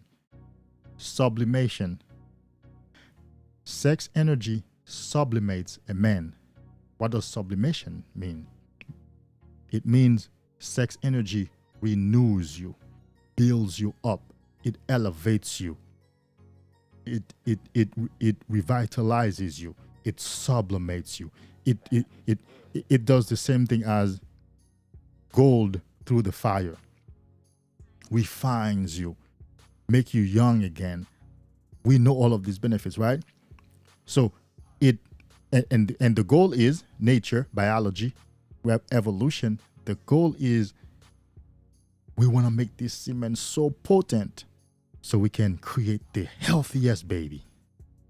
That's the goal of evolution and biology, right? And so your semen naturally sublimates you. That means makes you the best that you can be so that a healthy seed comes out of you to create a healthy offspring. That's the evolution goal. That's the evolution imperative. And you know what we do? We interrupt that shit. We let the semen sublimate us and we keep it somewhere. We're like, no, we're not going to give that baby. We're not going to make a baby. We're going to keep it and benefit from the sublimation. Don't worry about it. Do it. It's the best of the alternatives. What's the other alternative? Busting it out every time you have sex, right? Is that healthy? You would scream, no. Is it painful? You would scream, yes. Do you want to do it? You would say, no. Okay. Then of the two, having sex without busting is healthier than the alternative. It's the better practice than the alternative then. So let's do it. With no worries and no concern. Let's go for it. I'm high on this shit, bro. I think I'm addicted to it. I'm freaking addicted to getting out of my car and start walking and it feels like, damn, I'm here. Damn, I'm alive. Damn, I have myself. Damn, like, look at me. I go past the mirror and stop and go back and look at my face like, oh my God. I'm touching my face. I'm touching my beard. I'm like, my hair is so luscious. They're so oily. They're so clear. You know, it's a different experience because when I was depleting my semen, my hair would be nappy. Like my beard would be very nappy. But now they're more curly. And, you know, and they take their ships by themselves. They lay down almost more naturally. Like, and I don't have much effort. I could just do this. But when I'm releasing a lot, they're very nappy and they're very rough. I have to use a brush and a small comb to make them look good. But I can literally just put some lotion in or some aftershave. Even if I don't shave, I still put aftershave for the smell. It smells good. And just, they're not rough. They're smooth. And they go and they stay down. My hair, the people who've done my hair have told me, you have strong hair. They're so oily. They're so luscious. They're strong. My hair doesn't break. Even if I wash them by myself, there's not even a small amount that comes out. And I can hold one strand and trying to pull hard. It's all that juice. It's all that energy. And so I look in the mirror and be like, oh my God, you look so good. Because I remember how I used to look back in the days. Like, damn, your face glows. Wow. Wow. That's what these people see? Yeah. That's what you want? Then you have sex without busting it out.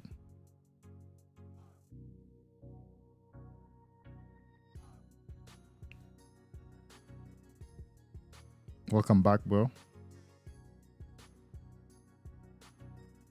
Thank you. Next time, bro.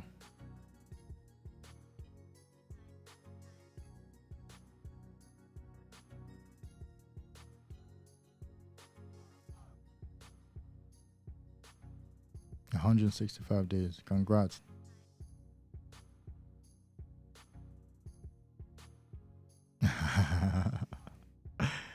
Enemy of the system, yes. You have awakened. Thank you, bro. Thanks for stopping by. Bye. I pretend. Thank you for coming back. I appreciate you. Also, thank you.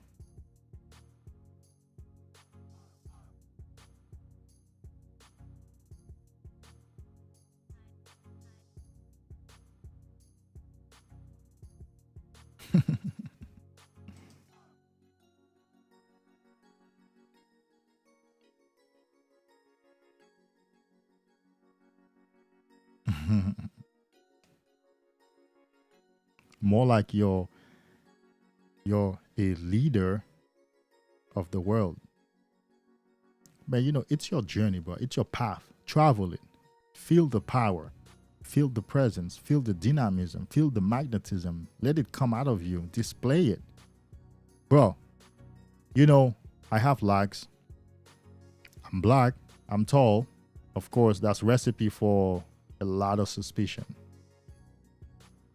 I'm going to tell you, my everyday experience is somebody in the parking lot is going to run away.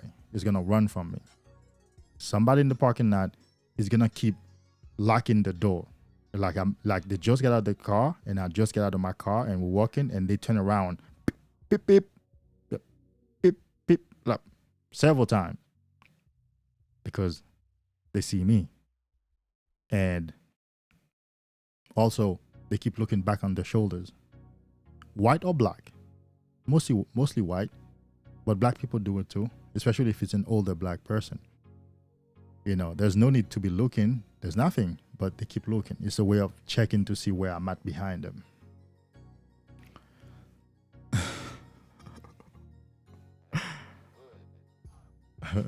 Every day, several times a day. I swear to God. Every day, several times a day. You know what makes it worse? My stride. My stride is very long. It comes out of me. The energy is there. I get out of that car and close that door and it's pop. Very long stride. And I move around with dexterity. I move around with swiftness. My voice is loud. If I'm asking a question or interaction with someone, people are scared. They're not used to that. Most people are asleep. Most people are docile. Most men are quiet. Most men are on the tired side. Most men are on the low energy side. Most men don't make noise. Most men, they go to someone and very close and say, excuse me, can I ask you a question? Man, I yell at you out from the other aisle. Hello, sir, excuse me, hello. Can you come here? You work here, right? Can you come here? Yeah. And people look back to see who's talking that loud. I don't care. And so, because they're used to most people, and most people are not on that level of energy. Most people walk with their heads down. They're not used to a man walking with his head all the way up. That's how I walk. They're used to a distracted man. They're used to distracted men. Men who, when they're walking, they keep looking left and right. I'm walking to the grocery. I'm going to that area to get whatever. I go there straight. You're trying to get in my way, trying to block me. I circumvent you, taking the best route possible for me because I have a goal. They're not used to that. And so you become different. They look at you different. And I'm sure most of them think that there's something special about you, but then that not knowing who you are makes them uncomfortable. And in a lot of them, it elicits fear. I don't care. We ain't toning it down. I'm the guy who gets out of my car in my house and scream, damn, it's a beautiful day. Golly, the sun is beautiful. God damn, it's a beautiful day. And I spread and I, put my arms up and look up to the sky and say, thank you, universe. God damn, it's a beautiful day. Woo! I can't make too much noise right now, but that's me.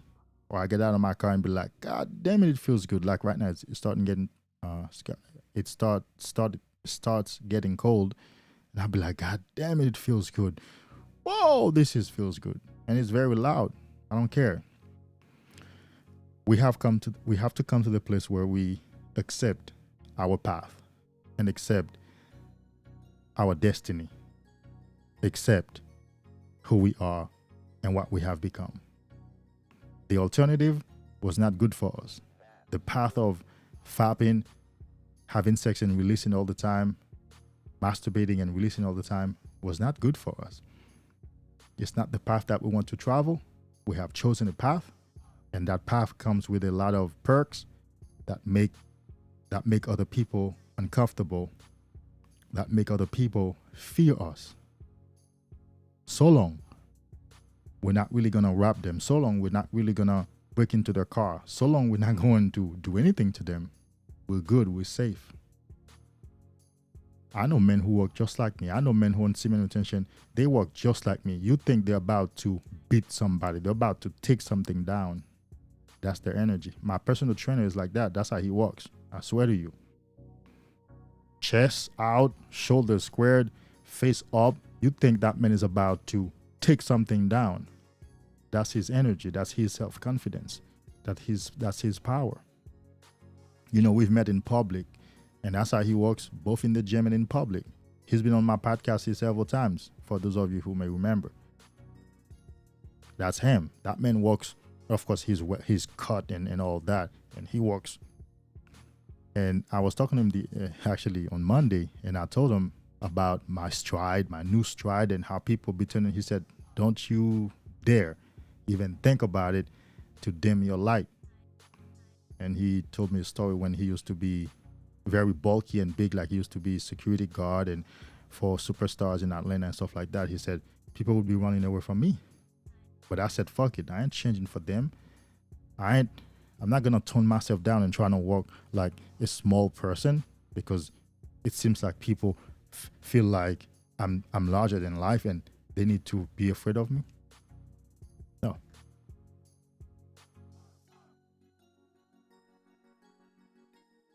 Yes. I agree to that.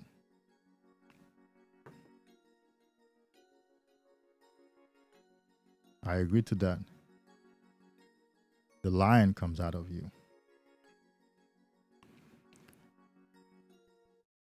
If you are here for the first time, guys, you want to know what work I do and what my channel represents.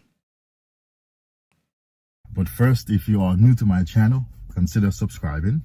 I have nothing but practical insights and information for you if you are getting on NoFap and Semen Retention. If you browse my channel, I guarantee you will find videos that will help you on any stage that you may be on this journey, because I covered this journey entirely, because this journey is really made up of 3 stages, and I have covered all of the 3 stages. So do yourself a favor, subscribe, and also check my link for Patreon for a coaching opportunity with me. The guys that I have been coaching, their lives are being changed and expanded daily. I mean daily.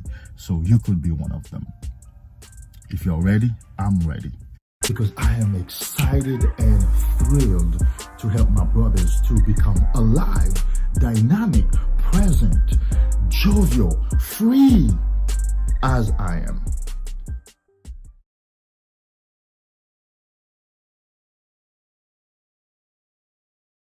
This is what I represent. This is what my work represents.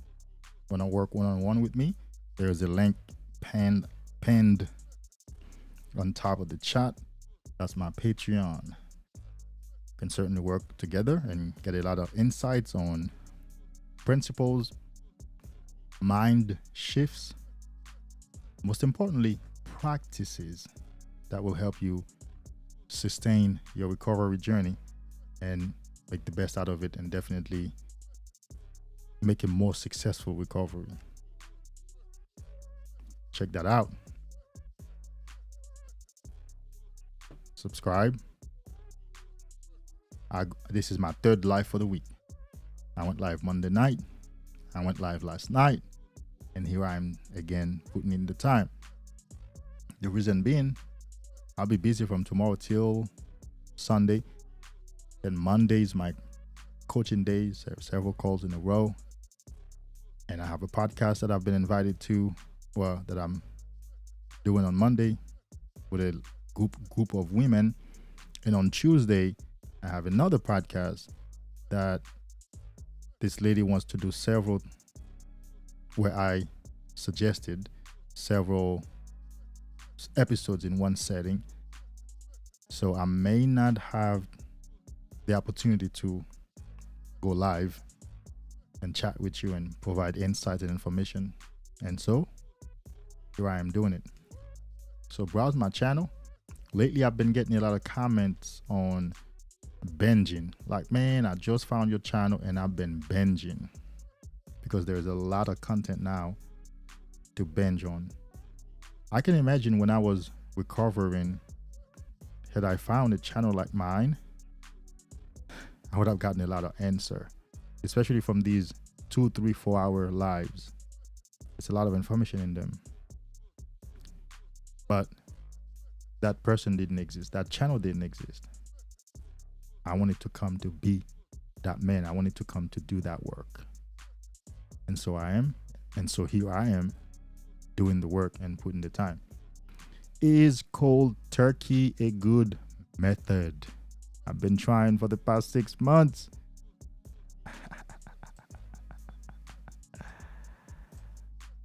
Hold on. Let's move the screen so I can, let's lock this up. Okay, move the screen. There we go.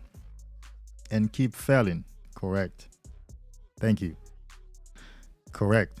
I have a video that talks about not quitting cold turkey, and I got some pushback from it. That's a video from last year.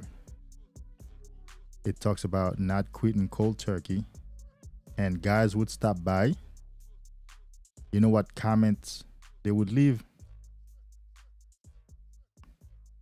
Oh man, I'm not trying to watch porn in between. I'm not trying. You don't understand. I just need to quit porn and be done with it forever. You don't understand. I just want to be done with this thing. Well, go ahead and do that then.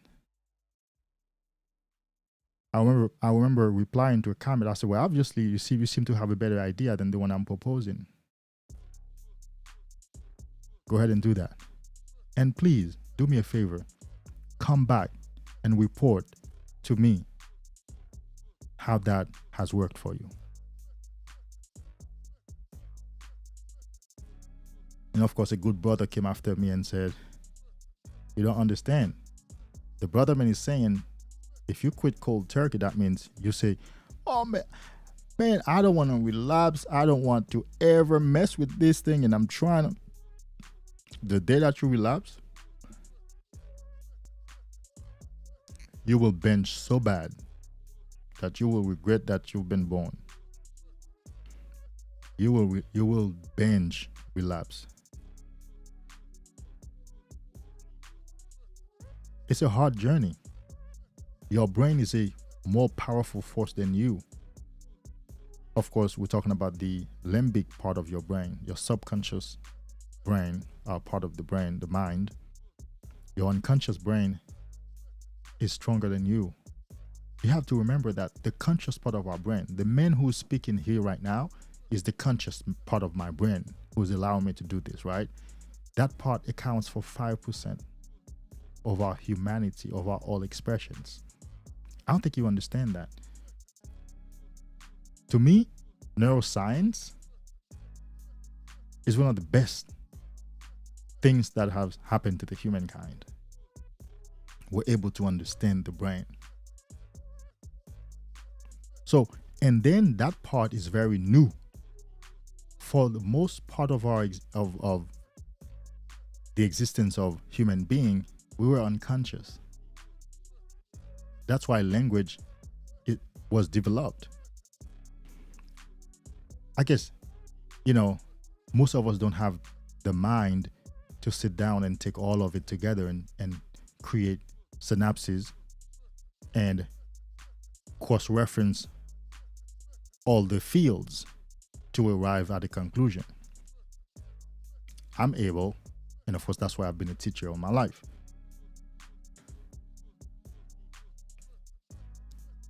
For a good part, we were unconscious. Remember, we discovered fire. Remember, we used to eat raw food. What? Okay, so then we haven't always been intelligent for our existence. We weren't always intelligent. We weren't always smart. We didn't always know what to do. No, the conscious part of our brain has been a development throughout the millennia. So then, which part was in operation before then? The unconscious part of our brain. Our sexual system was still working. Yep, we were still fucking. We were still making babies. So that part is bigger than you, my nigga. That part is bigger than you. Your sexual apparatus, your reproductive system, our reproductive system is bigger than the conscious part of us we call ourselves. The man who's speaking right here, without a lot of practice and development, when I'm horny, that man will be taken over by my creative system, because that part is bigger than me. It's bigger than the 5% who's interacting with you right now with these beautiful words and all this studio. And that's only 5% of our consciousness. It's the 5%, it's the prefrontal cortex, it's the prefrontal lobe. That's a small part of our humanity. Our creative, our productive system, our creative system, our baby making mechanism has always been in function. It knows what to do. It will overtake you. And so when you say you want to quit porn, you're only saying that from the prefrontal cortex, the 5%, the new part of your brain. But that part is the weakest part of your brain. I hope you know your prefrontal cortex, your logical mind is the weakest part of your brain. Because the unconscious part, the limbic part, the animal part, the primitive part is the bigger part, is the strong man, the powerful man. If that weren't true, we wouldn't have wars. If that weren't true, you would make mistake and be like, oh shit, did I do that? If that weren't true, we wouldn't have prisons. If that weren't true, when you drink alcohol, you will still be operating normal. It's because that's true. When you drink alcohol, you sedate the 5%, you sedate the prefrontal cortex, you put that to sleep. And now the animal in you has free reign to operate. And that thing is powerful. The primitive part of you is powerful. By the way, you don't drive the car. You don't get dressed. The primitive part of you does all that. As soon as you use the prefrontal cortex to learn to drive, the subconscious mind says, I got it from here. I just needed to learn it. Now that I've learned it, it's mine. I bet you drive unconsciously every day. Even when you're about to hit a car, you didn't think that. The last time you swerved from that car that suddenly stopped in front of you, did you do that? Or your system did it, your body did it, and then you realize it. You didn't do it, did you? Did you? You didn't do it. Because you didn't sit down and say, oh, that car just stopped. What do we do? Oh gosh, let me go to the left. You didn't do that.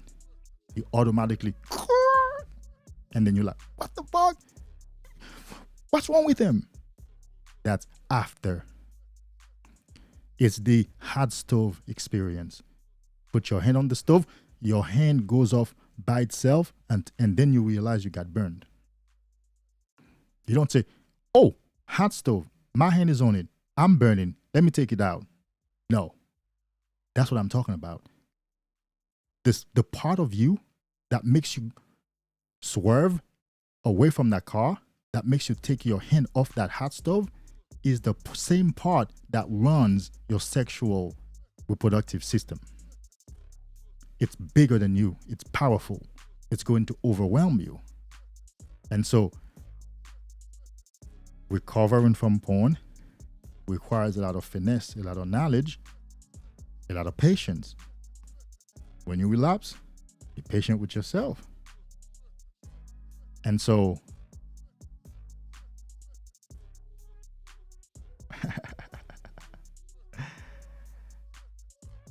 I'm going to tell you what I've done on my journey early on. Then you can decide what you do. It's personal. Here's what I've done. And it worked for my ass. And definitely will work for everybody. After a lot of research, a lot of studies that I just exposed to you, just spent the last 5 minutes telling you, I realized, oh, well, I can create a plan then. Because willpower is not enough, because willpower is a function of the prefrontal cortex, right? That the primitive animal will overwhelm the willpower in a heartbeat. Because there is, for example, one of these examples that one of the best book on willpower is Willpower Instinct by Dr. McGanigal, Kelly McGanigal from Yale University. She says, for example, you've been on a diet, you're conscious of the diet, and you go to McDonald's for a salad. First of all, who goes to McDonald's for a salad? But you're in the line and you're basically deceiving yourself, saying, I'm gonna get me my salad, and that's what I'm here for. And when it's finally your turn and you're in front of the cashier, you said, I'll have the salad, and then I have 3 burgers, 2 milkshakes, 3 fries, 2 5 nuggets. Yeah. And you walk out. And as soon as you get to the car, guess what you start eating first? Not the salad. I swear to you, your hand automatically just pushed the salad against that chair, that seat all the way over there, and you start munching on the nuggets, and then the fries, and then the burgers. What happened then? Where your appetite survival system is ruled by your primitive brain. When you show up in for that menu, you know what it says? Motherfucker, get out of the way. It's my turn now. Feed me. I need to eat to survive. Feed me burgers, fries, nuggets, barbecue sauce for black people, ranch for white people. Well, black people too, if it wings. Yes. So your primitive brain is always kicking your new brain out of the way. Get your ass out of the way. Trying to eat salad. I'll have a grande of that cheesecake, drink, milkshake. Yeah. The animal wants to feed itself. And that's the struggle of being on any kind of diet or any kind of recovery, any kind of restriction. And so here's what I've done on my recovery. I planned my sessions, and gradually.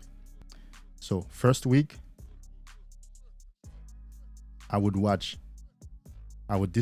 schedule it in, right? And this is where the skeptics come in. Hey, you don't have a better idea? So You don't have a better. You're just being a skeptic, but you don't have a better idea.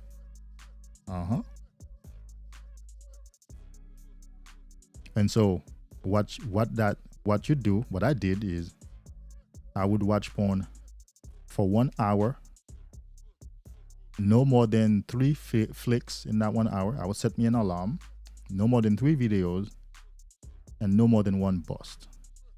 And of course, somebody's gonna scream, no, you can't do that. Of course, the first time I failed.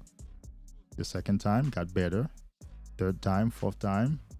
About a month, I'm able to do it. You know what that is? The principle is called reducing invariability. You know what that is? What that does? It reduces the invariability out of the habit. The reason that the habit destroys you is because it's variable. You know what a variable is? X. You can assign any value to X. X happens anytime, anywhere. You ain't got no control on X. X is a variable, right? Basic algebra. X is a variable. It can start with one value. By the time you solve for that motherfucker end up with a completely different value. If you're good at math. Well, I mean, that's basic algebra, but algebra is logic anyhow. And people who are good at math is because they're good at logic. Like, you start over there with a whole bunch of X's and Y's, and you're solving for X. Or you're assigning some, whatever the expression. So let's say you're solving for X. That thing starts with either no value, one value, a different value. By the time you solve for that, at the end, it has a value like, whoa, where did that come from? That's a variable. It happens anytime, anywhere, whatever frequency, whatever quantity. You're not in control of it. That's what an addiction is.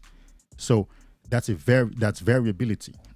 So when you reduce the variability, you make it invariable. So what you do, or what I did, is I took the addiction from being variable to invariable. I dictate the addiction. So I dictated I was going to FAP only on Friday night for 1 hour. And I was going to watch no more than 3 flicks. And if at the end of that 1 hour, I didn't get to bust a nut, if I could, I would walk up and walk away. Which, over time, I got to do. That my time is up. Yep, my time is up. It's 1 hour. We didn't bust a nut. We watched 3 flicks. We're done. I walked out. Over time, that began to put me in control. And you know what happened also? When I was tempted to watch one on Tuesday, I told myself, we have a date on Friday night. Let's hold on. Let's hang on. When Wednesday came and like, man, you gotta give me some tonight. Bro, we're gonna do it Friday night. We're gonna have some fun Friday night. So then I began to retain for 1 week at a time. Because I had a date with porn only on Friday night for such amount of time. Slowly but surely, I began to be in control. And so when I really got that 1 week under control, that 1 week, 1 hour, 3 flicks, 1 nut under control, then I extend that to being 2 weeks. Same 1 hour, same 3 flicks, same 1 nut, but every 2 weeks. Took some time to establish that, but once I established that, 3 weeks. And so forth and so on. And you know what happened one day? I missed the date. I missed my date. Friday night came. I forgot I had a porn date. And only Monday realized, oh shit, I skipped my date. It didn't even cross my mind. Oh shit. Whoa. Whoa. Whoa. Yes. Because I've been going increasingly skipping weeks, my brain began to rewire. My system began to get, not get used to it no more. my dopamine levels begin to balance out. And so all of a sudden, instead of looking forward to that Friday night date, I was out doing something with some friends and some people somewhere else. And I missed that. I skipped that. You know what that means? It meant that something good was happening. My brain was being rewired. And eventually, could just live without it. And years later, here I am.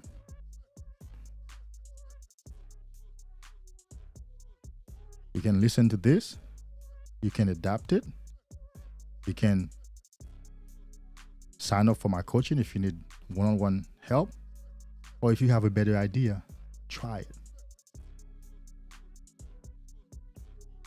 And so, you know what I did with that video? I unlisted that video for a while.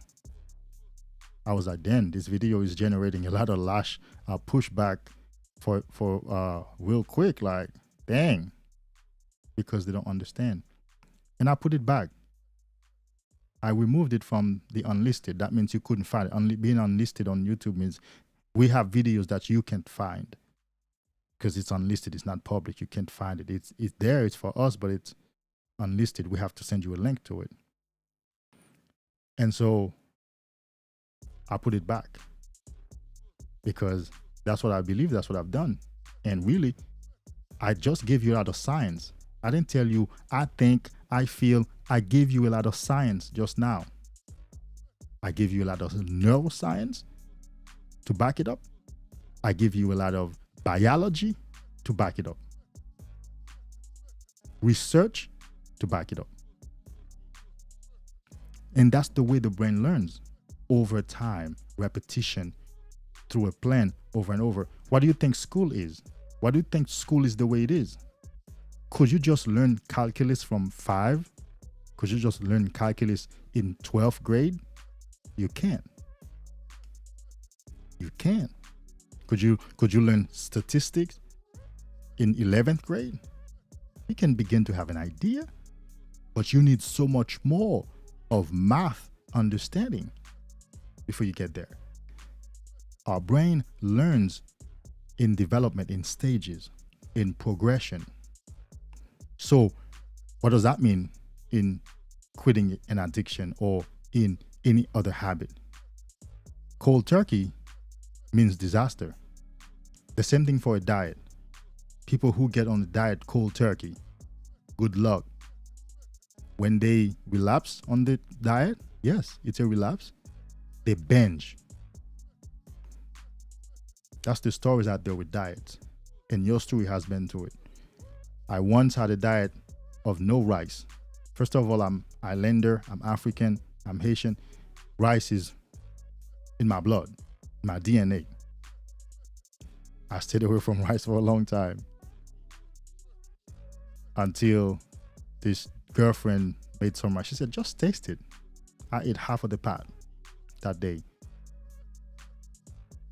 It was a process. Then I learned, no, it's not cutting it entirely.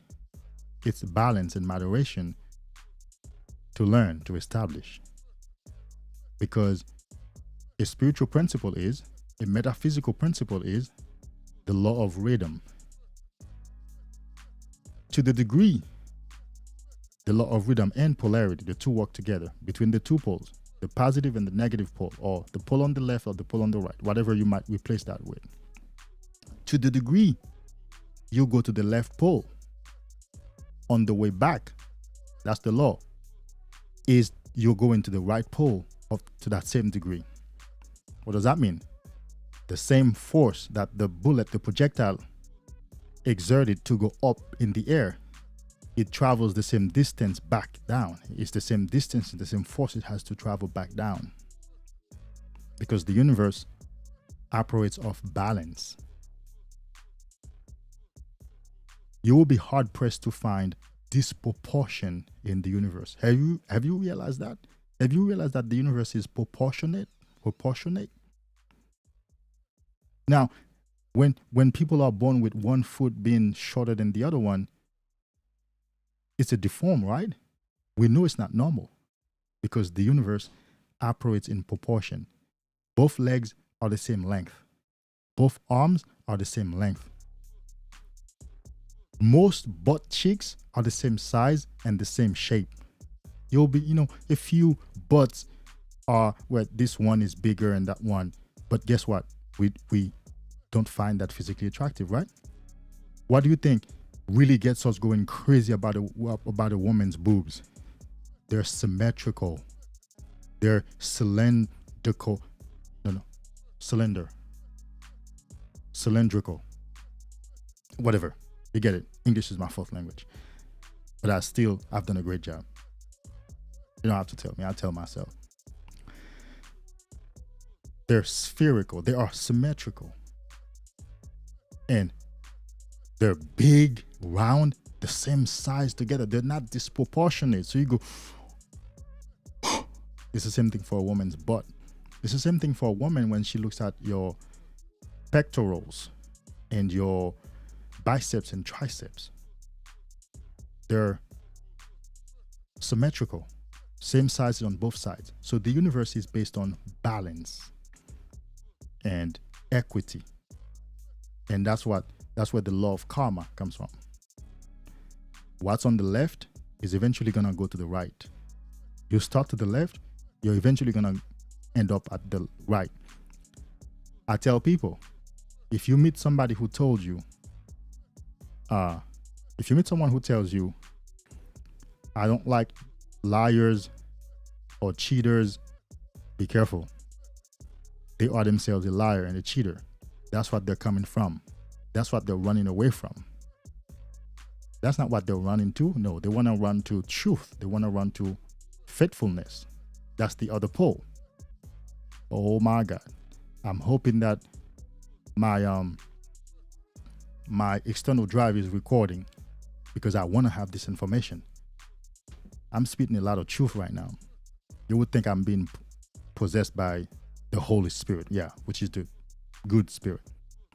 And so, but these are bits of knowledge that I have deep inside from years of learning and meditation and research and study.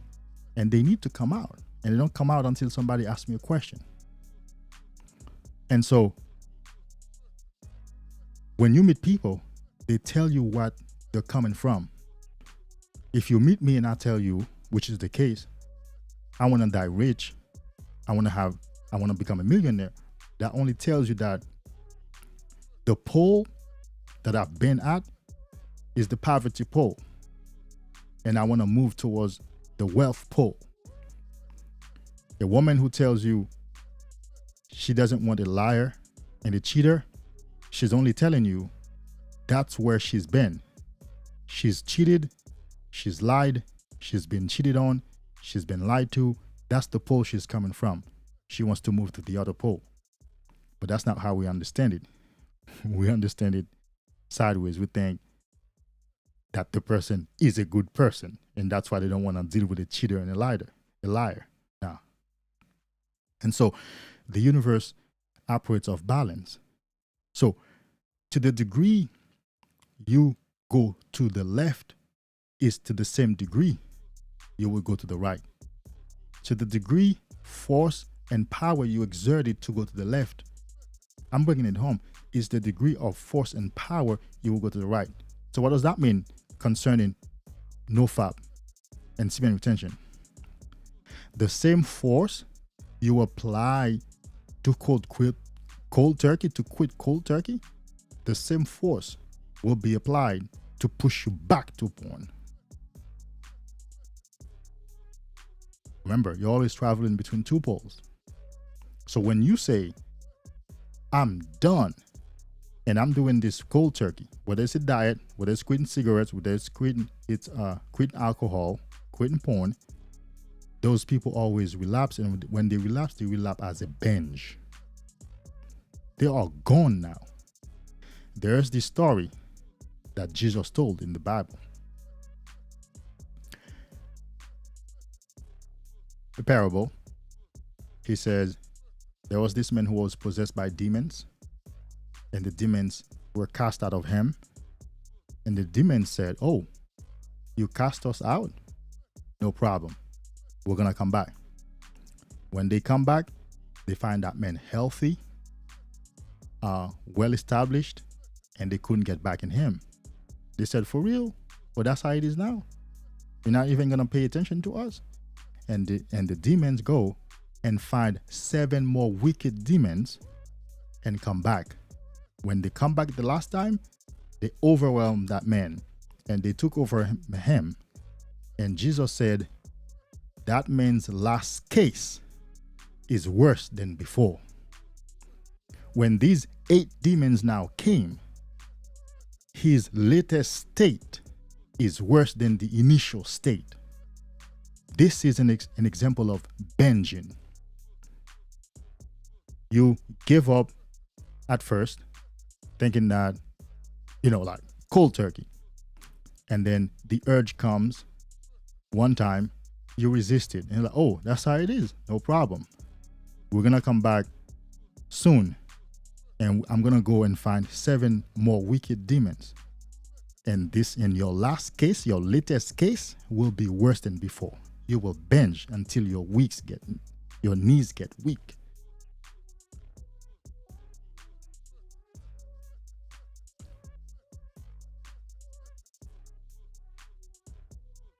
Somebody give me some water.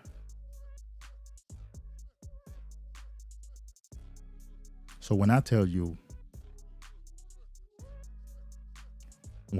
that I know the majority of men will not recover from porn, that's my understanding behind it. For those of you who stayed for the whole explanation, if it weren't too much for you, if it weren't too conceptual for you, if you listen to this from the beginning, this last segment here, you are blessed. Something just happened to you. A new spirit just came over you. God just visited you.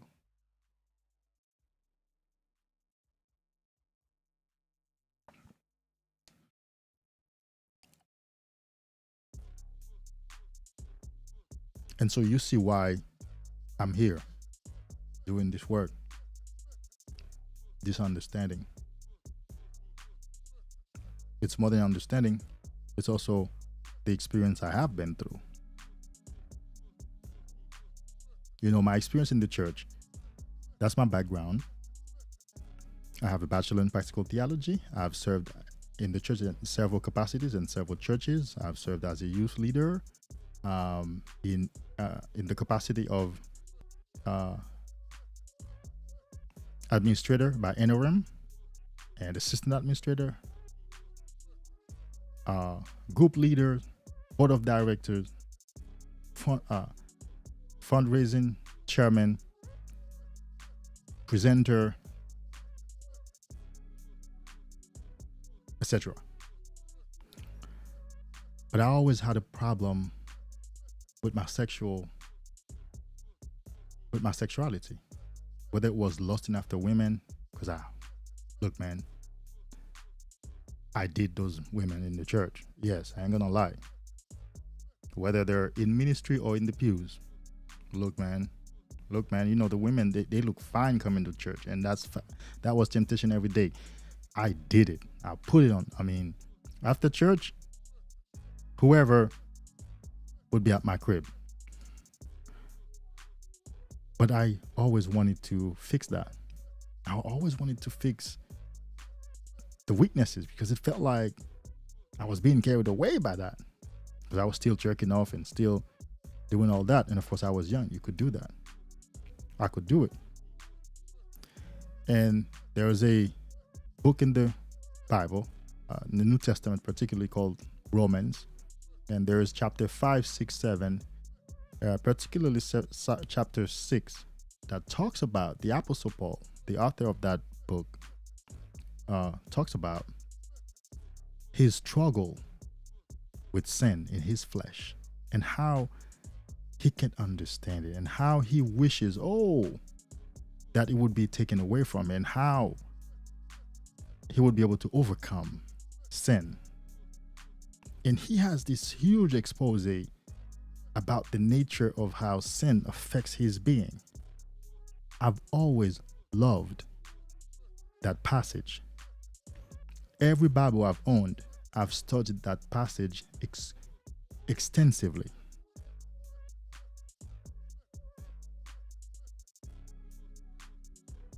Because that's what I was struggling with also, right? Give me a second, I'll be back.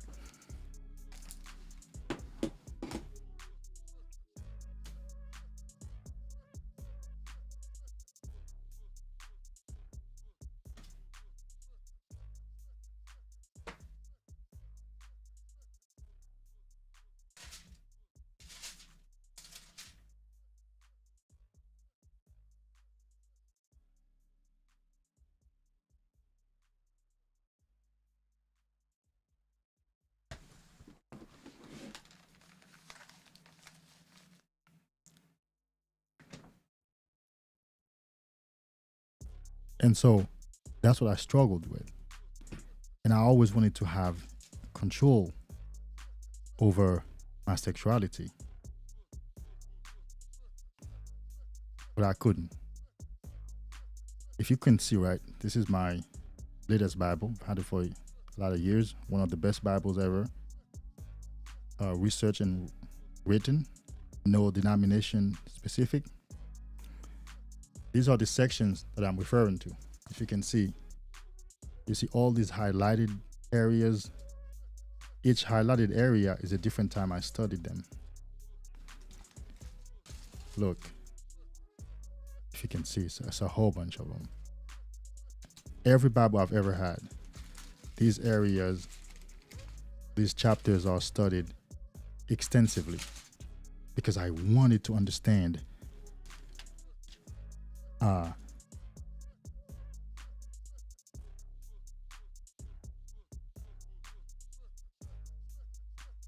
listen to what he says. I'm coming somewhere. Let me stop the music, right?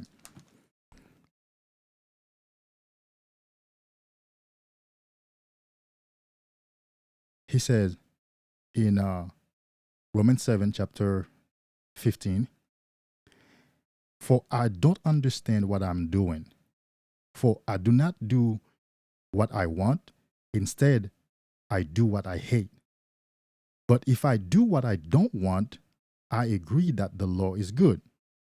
But now it is no longer me doing it, but sin that lives in me. For I know that nothing good lives in me, that is, in my flesh. For I want to do the good, but I cannot do it. For I do not do the good I want, but I do the very evil I do not want.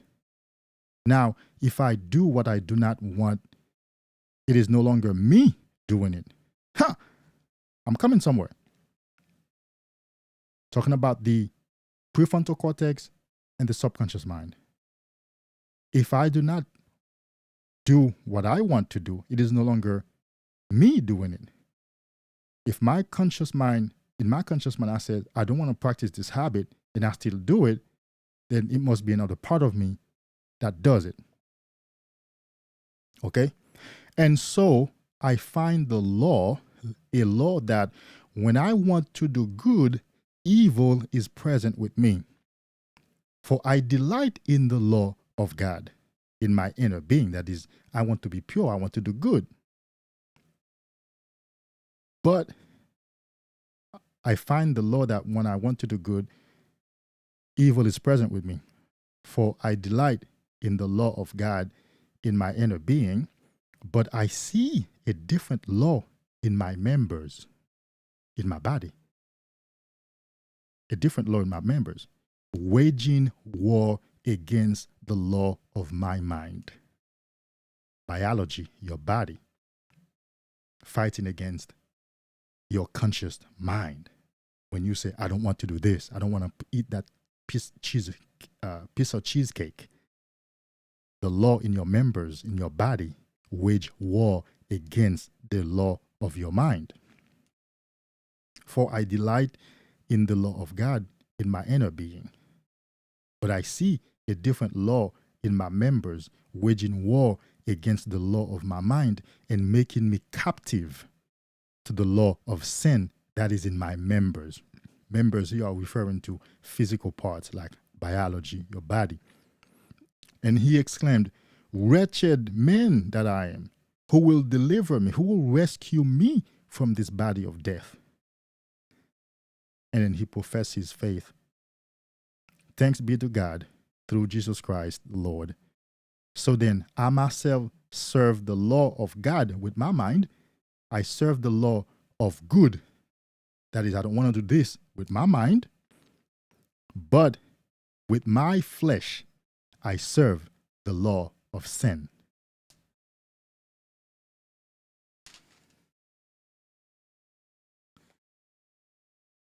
That's a lot of understanding, a lot of deliverance to understand what happens in the human body. And of course, all these writings depict human reality, the human condition, human nature. This guy was a brilliant guy, if indeed such guy existed and lived, right? But however we got this piece of understanding, it's marvelous when read symbolically. If you read that literally, it doesn't do you no good. And that's the problem of Orthodox Christian church. And so there's a law, there's a fight between your prefrontal cortex saying, "I don't want that piece of cake. I don't want to jerk off. It hurts me." But your flesh, the law in your body, biology, your reproductive system fights a war against you, pushing you. And so you do what you don't want to do. And so the conclusion is you serve the good law with your mind, but you serve the law of sin, the law of failure, the law of not doing what you want to do with your members, with your body. When you can get that understanding and you can separate the two, you're free. And when I say I'm free, that's what I mean. That's what I'm referring to. It took me years to get free to that level. It took me years. Every Bible I've owned, I've eaten that piece of scripture. I was always fascinated with it.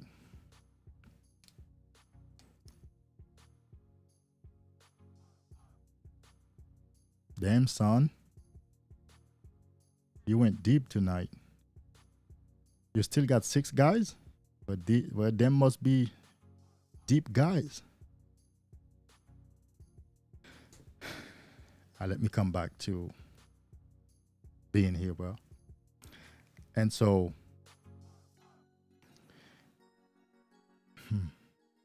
I don't even know how to conclude this segment, you know, which just give me an idea. I should do a couple of lives with these teachings. I should.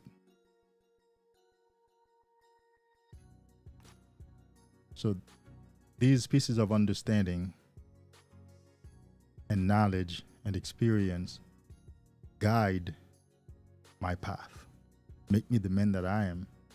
And this is why I'm here talking to you, because I understand the law. I'm just doing what part of what I've been born to do. I've struggled for years. My struggle was bigger than just jerking off, because remember, I'm 40. Part of my life there was no internet, so porn wasn't always OnlyFans, which I've never been on, but internet porn wasn't always the problem. There was a point in time I think I was a hoe. I was a whore man. I used to run the streets. Every weekend I went out, I'm gonna cop me something. I'm gonna lay somebody. And I've paid for it sometimes. And there were times I would lay down in bed, I couldn't fall asleep, and I would get off and get in my car and go drive the street. And I was going to find somebody. It doesn't matter if I would be start driving from 10 p.m. till 5 in the morning. I have to put that hot load into a vagina for years.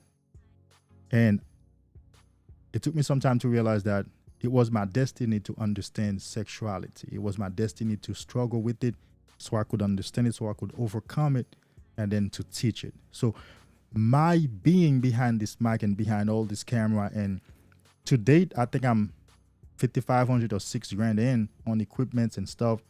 That's me. I know somebody could just easily use their phone to make videos. I just can't do it. That's not me. It's just not me. You know, like, I got to be fancy like this for me first, because I always have a big vision. Like, I can take this very far, and that's the plan. I can produce any kind of work here, really, with all these scenes and the way you see my life is orchestrated, structured. That's me. But there is more than just, he just wants to talk about nofap. No, there's a lot of background. There's a lot of development. There's a lot of studies. There's a lot of struggle. There's a lot of life struggles and life learning behind all this. This is part of my overall mission in the earth.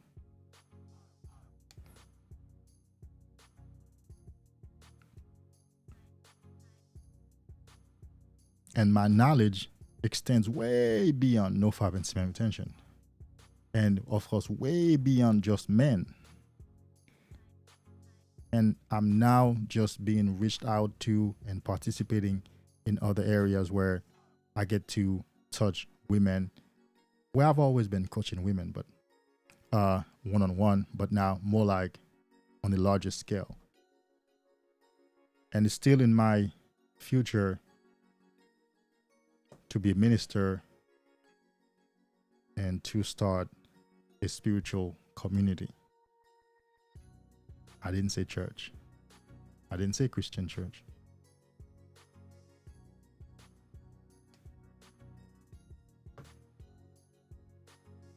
Let the church say, amen.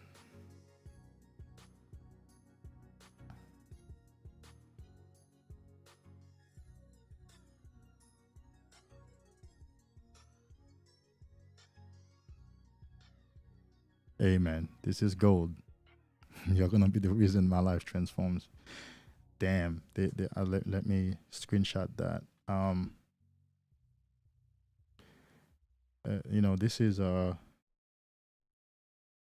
big statement, you know, for someone to make. But it's genuine. It's out of love. And like I like to say, man, I'm sitting here because that's the struggle I've had all my life. You don't understand. All my life, my number one preoccupation has been to master my sexuality. And a lot of that was outside of porn.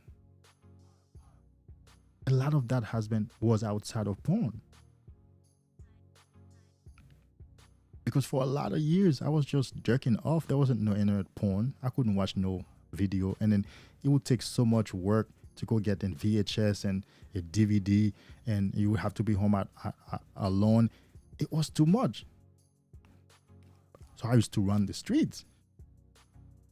If there were, every city I moved to, I would find three things: a park to run, a gym to get a membership, where the hose spot was, where I could get some hose.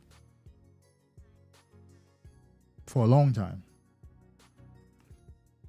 Faithfully. Where's that gym? Where's a trail to run? Because I've been running since 17. And where the spot at, where I can pick up some hose anytime I get the itch.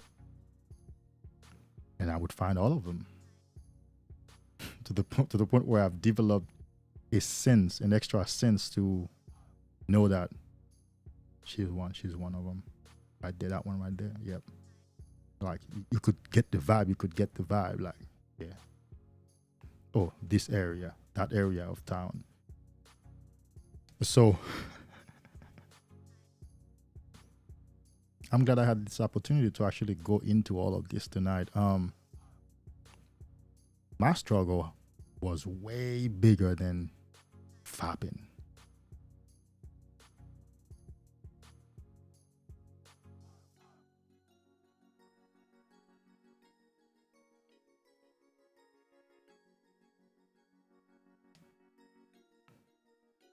And so I am very happy. Tonight is a great night. I'm actually very happy that this came back out, came out. Like, I got to remember to tell this story. And so this has been in the making for a long time. For a long time, bro. I've been wishing and secretly praying that I would understand a way to control my sexuality. I felt like I was a slave to my sexuality. And that's how I identified with those passages in the Bible for so long. And I was mesmerized so long. I ate those verses, those three chapters and verses, because I felt like this man was talking to me. He was saying something about something in his flesh killing him. Like, how does he stop it? Like, that was my private struggle. In the church, we're praying, eyes closed. I'm cracking my eyes, checking that booty up there, checking one on the praise and worship girls on the platform up there. Like, pastor is talking, whatever is going on. I'm sizing up. I'm making plans. Which one is going down?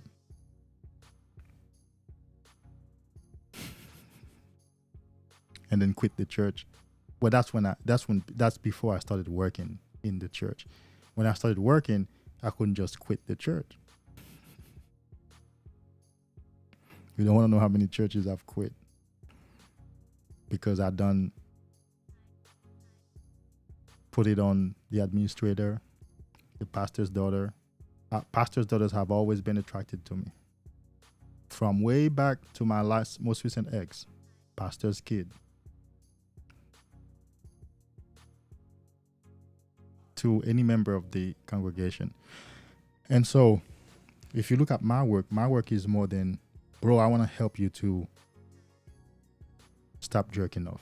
It's more like, no, I want to help you to become the men that I have become. Well, your own men, but to do the work that I have done. But you don't know the work that I have done unless I explain it to you. You don't know the work that I have done. You don't know what I've been through. You don't know what I've overcome, except that I explain it to you. And I love the opportunity to go live, because so much can be talked about without having to shoot a video and then edit it and put it on. This is really a gem. This is like having my own podium, my own platform, interacting with the world and telling you guys what it is. No holding back. I'm not censoring my language. Just being me and putting the information out there. When somebody makes a statement like this, it humbles you, once, and second, it makes you realize all those nights, all those years that I put the work in and did the transformation way before porn was worth it. This is a huge statement for someone to make.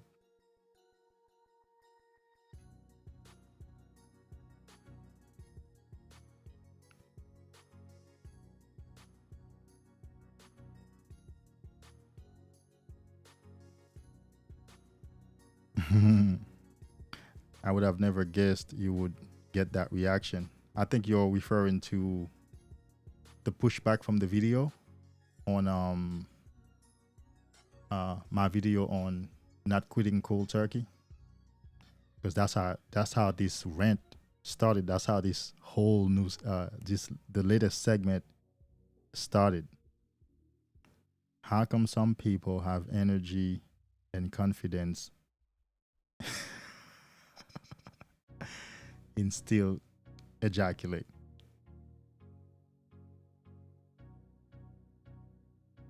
So you're asking, how come some people still find the courage, the energy and confidence to keep ejaculating, right? Like to promote that, to say it's a good practice type of thing.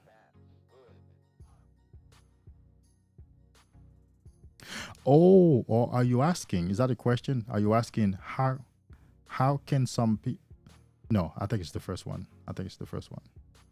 Yeah. Yeah, I think it's the first one. Yep. Listen to this, bro. One of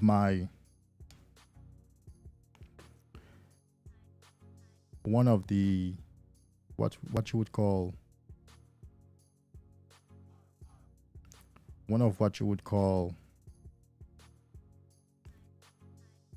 how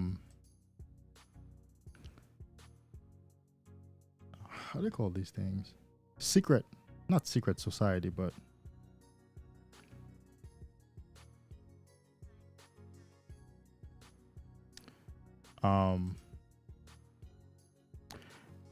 one of the organizations that I have studied with, one of the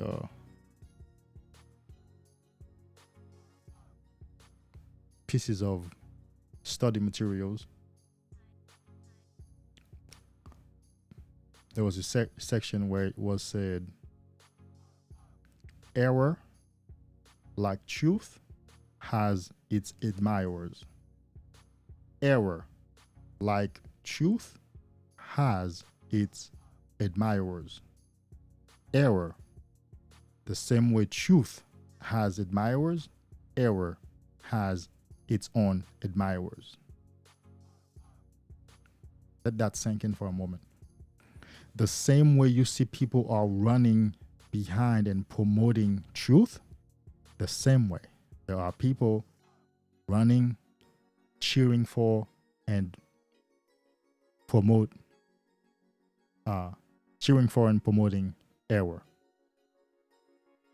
It's one of the harshest realities of life.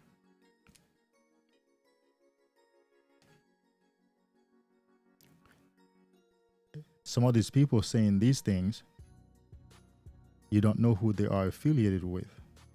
You don't know who is paying them under the table. Like, for example, Dr. Oz. You did not listen to that guy. A doctor having a TV show. If you listen to him, then you don't know anything about the medical field, profession, and pharmaceutical profession. You don't know anything. How does he make money? Well, he still has practice. He doesn't make much money from his practice like that. There's a lot of money being made on the show. Who's paying him then? Then the recommendations and the statements he's making must support whatever company is paying for those things. You gotta be careful, right?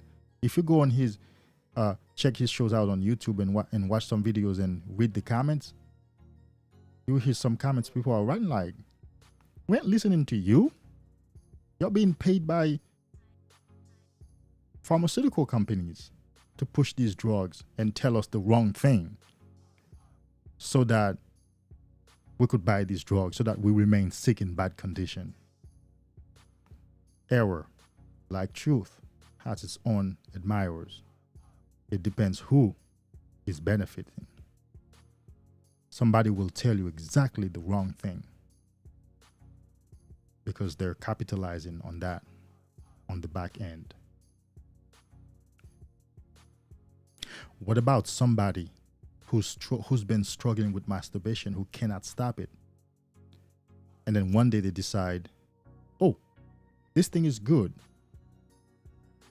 It does good for me. And so I'm going to start promoting it to people. And I'm going to do research, and I'm going to use selective parts of the research as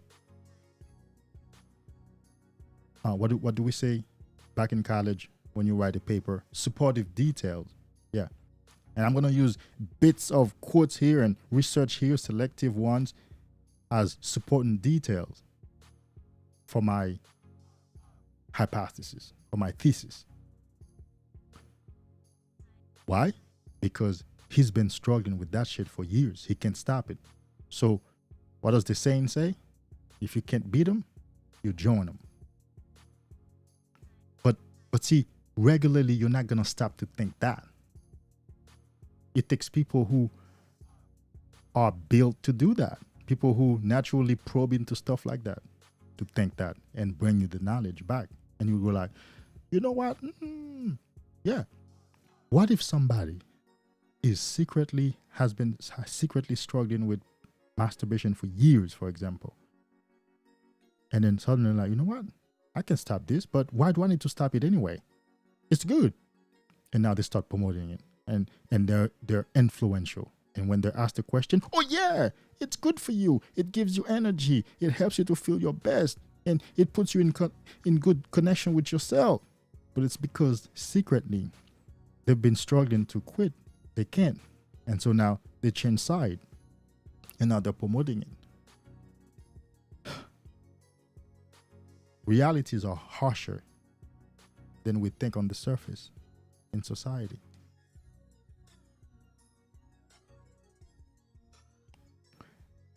The public victories that some people are professing, they're not having in private. In his book, The 7 Habits of Highly Effective People, Dr. Stephen R. Covey says, the private victories that you win in your life will be the public victories that you enjoy. It's a principle of life. Certain public victories you can't have unless you've done the work and had the private victories. You can't come here and sit here having all this talk for 3-4 hours if you haven't had years and massive amount of experience and learning and understanding and sitting and doing the work. So you can answer all these questions, so you can hit all these perspectives. You can't. It's a public victory. It's a public display of knowledge and experience. But then the foundation was private victory. Private victory of sitting down and doing the work and learning it and understanding it and making it real for me, first of all, or anybody, and then come out and give it. So yes, that's how some people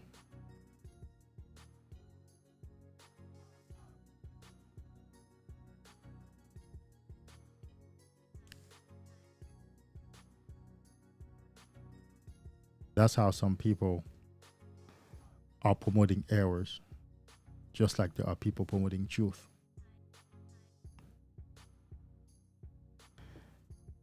If I wasn't confident back then as a kid, how does that change as I get older with semen retention?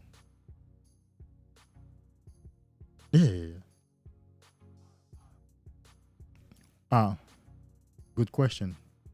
Good question. It's a juxtaposition. It's a good question. So if you've always lacked confidence, how can you be confident now? Well, if you haven't always been confident in your childhood, how can you be confident now, older, on semen retention? Well, that's a good question. I'm gonna give you some answers.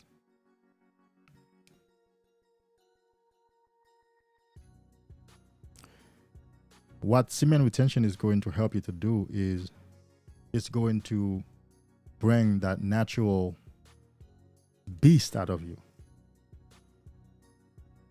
The part of you that says, fuck it. The part of it that says, I'm in control. The part of it that says, I know what to do. I can help myself. I can do it. I can go for it. Okay? because that part of you has been sleeping with PMO and frequent ejaculation. So semen retention is going to stimulate that part, right? The animal part, the primitive part, the part of you that the survival instinct in you, the part of you that wants you to go fetch water, chop wood, hunt, and bring the food home. Till the ground and harvest it and bring the food home. That part of you, the semen retention will bring back that part, right? That's a lot of confidence. It takes a lot of self-confidence to fetch water, chop wood, hunt, till the ground, work, and bring food home. Okay, so that part will come back out. And that's where magnetism comes out. A great personality, great presence, dynamism.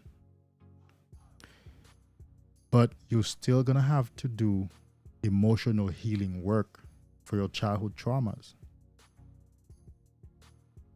to keep you more stable. It's not like you won't have to do those work. You're still going to have to do that kind of work. But semen retention will establish you, make you strong enough to do that work. So it might have been your childhood. It might have been the environment that you were in. The things that were being said around you, trust me. The things that were being said around you, the way your family behaves, the way they taught you, the worldview they taught you, religion if you had one, you were exposed to all those things, plus your experiences in school as children and in the neighborhood during summer contributed to your lack of self-confidence in your childhood. And there's a lot of childhood traumas associated with that. But you can't fix that while you're still weak and addicted and wasting your semen. But if you keep your semen, you will have the foundation to do the emotional work. Not only that semen is going to bring that alpha nature state out of you, it will also make you not fear to do the emotional work. And then the two together will give you that unshakable self-confidence. And don't talk about having that unshakable self-confidence and still ejaculate. You can't have your cake and eat it too, unfortunately. If you're excessively ejaculate, forget about unshakable self-confidence because you won't have the testosterone. Testosterone is generated and maintained when your sexual energy is high, namely when your semen count is high. Or else you're just a zombie walking around. You can't just bust to the nut and go out there and be like, I am the king. I'm taking over. Let me do this shit. Nah. You just like, I want to sleep, man. I want to lay down. You're docile. You're a puppy now. You're a pet. You don't want to be, you won't be assertive. Somebody says something, all right, then I give up. You win. Yeah. Whereas if you were horny and you had that energy, you wouldn't let them win. You'd be like, whoa. Slow down, bro. Slow down. Come here real quick. What did you say? Well, let's talk about it. That's how you would be. But you must be young because the young man is concerned, very concerned by having his cake and eat it too. That's the fantasy world the young man is living. The young woman too, but for our purposes, the young man. The young man is living in a fantasy world that he can have everything together. Well, I mean, yeah. Let me rephrase that. He's living in a fantasy world like, I can have my cake and eat it too. Why can't I have my cake and eat it too? Like, he is not concerned with or even aware of the law of exchange, the law of win some, lose some, give something for what you want. He's not aware of that exchange, the law of exchange. He thinks he's only concerned with, and rightly so. This is not a judgment, first of all. It's not a judgment, but the way the brain is wired. The concern is, I want it all, I want to have it all, and that's it. No, it's an exchange. What are you going to give for it? You must give something for it.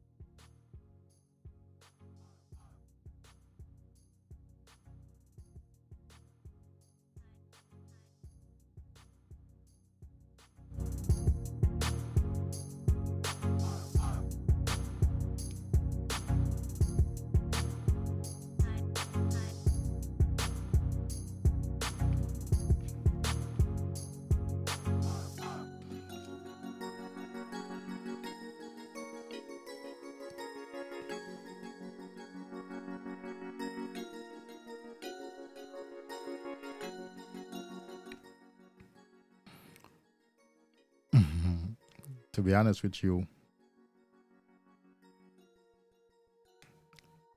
that was the primary reason I went to Mac. I went to Apple.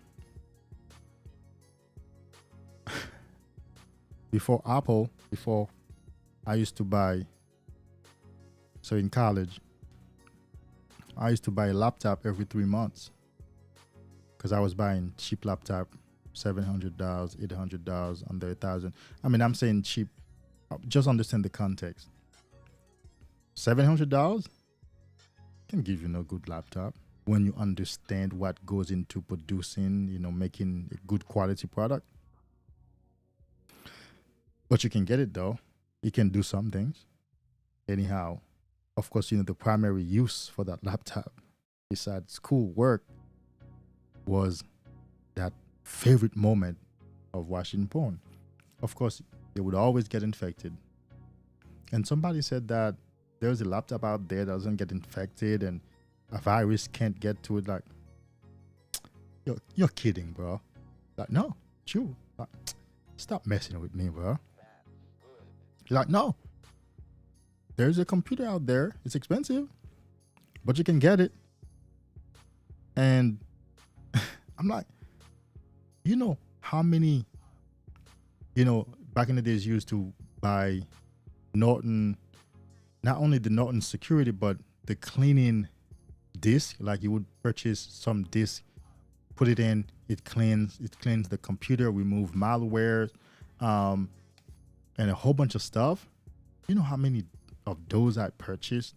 I was constantly paying something online to clean the computer and constantly deleting stuff and rebooting. So when I found out that this guy wasn't lying, or whoever told me that, I went to the Apple store. I bought a MacBook Pro, $1,700. Bro, that was way back. That was a lot of money. Way back. It still is a lot of money today. $1,700. I worked and saved, and then some money sort of left over from college, of course, financial aid. It's true. I don't have it no more. I don't have that particular one. I have it different today, but you ain't got to worry about it. Like, I didn't stop. It was good. My phone was great now because it wouldn't get infected. But yeah. But now we're doing work to change the world with the computer. It's not the same computer, but yeah, I mean this one too, because I've had this one since 2014. And I really I started NoFap end of 2015. So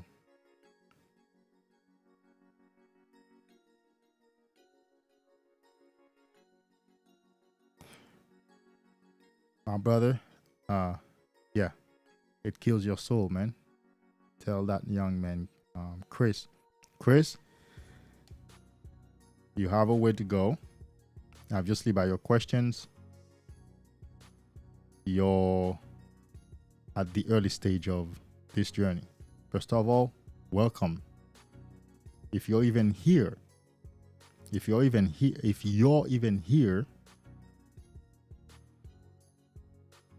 on the right journey. So welcome. But you're gonna have to watch a lot more videos, tap into these lives a lot more. It's gonna be hard to get all the answers in one setting. I know. You would want to, you would love to, but it doesn't work like that. Your brain can't really take it like that, because you can't really get all the answers just at once. I know. It would be perfect if that could happen, but that's not the nature of life. Binge on my videos. That's what guys have been telling me lately. They binge on my videos. Binge on these videos. Put the work in. Put the work in for yourself. We all have to put the work. Always Mad has put the work in. And some of the guys who've stopped here, Jihad, Boss at Home. There was another one. Even Lion in the Sun, yeah. And other guys who stopped by, Roger Connor. All the guys who have put the work in. I tell you, these guys, more often than not, they're in my lives. And they've been doing this for a long time. But they're still here. I still watch NoFap videos and simulation videos from other guys. Yeah. Gotta put the work in. And you're gonna get the results. But I can set you off, put you on the right path quickly, help you establish your journey. If you don't want to do, get my coaching, you don't want to do month to month, like every month, you can do sessions. Pay me, get some good information, so good practice, make a plan until you want to do another session and pay for that session, a session by session. Or you could do like most of my guys do, every month. And it's once a week, an hour a week on the phone, and unlimited support. And I over deliver. I'm always the one checking on them. I'm always the one saying, all right, we'll schedule a call for next week this time, because they're still in a different state, depending on until they start really getting it together. And now they're more active than me reaching out. So that can be very useful for you, Chris. And there is a link pinned at the top of the chat. You can use that to go see the different coaching tiers on Patreon. I recently added some different tiers where you don't have to just get monthly. You could do unlimited text only, where we text anytime. You could do Semen Retention coaching only. You could also do Semen Retention and alpha mindset, like inner strength, inner power, emotional healing. That's, all of these are different packages.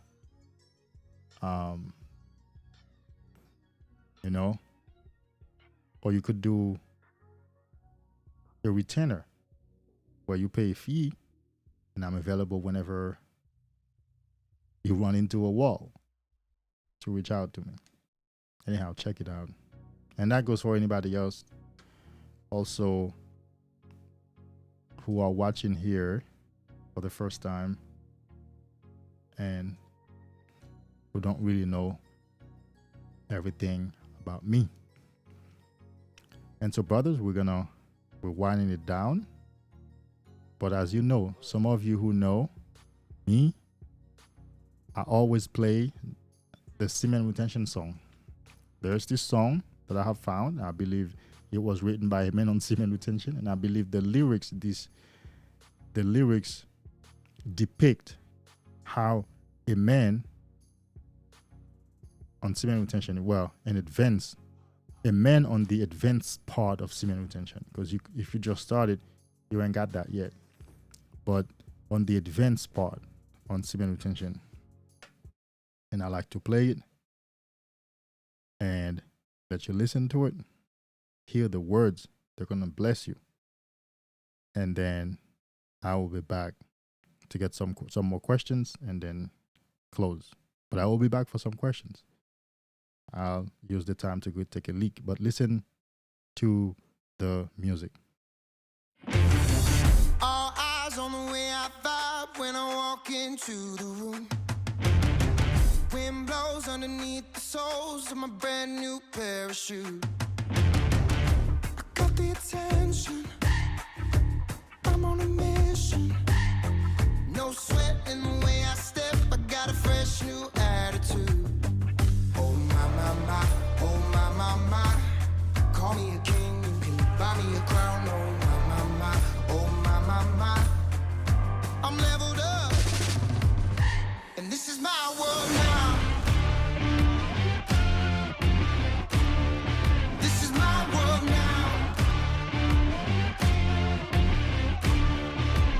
So anyone who try to write me off, tell them they can go and write this down. This is my world now.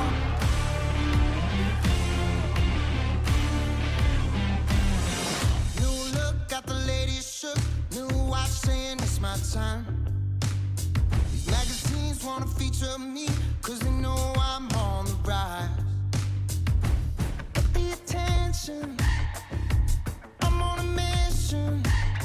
Cause ever since I flipped that switch, my power can't be denied. Oh my, my, my, oh my, my, my. Call me a king, you can buy me a crown. Oh my, my, my, oh my, my, my. I'm leveled up, and this is my world now. This is my world now. So anyone who try to write me off, tell them they can go and write this down. This is my world now.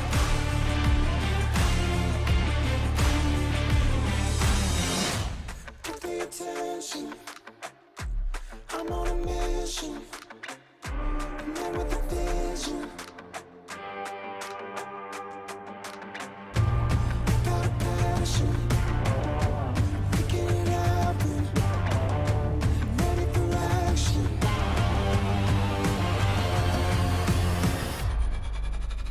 And this is my world now. This is my world now. So anyone who try to write me off, tell them they can go and write this down. This is my world now. So anyone who try to write me off, tell them they can go and write this down. This is my world now. And This is my world now. And this is my world now. And this is my world now. This is my world now.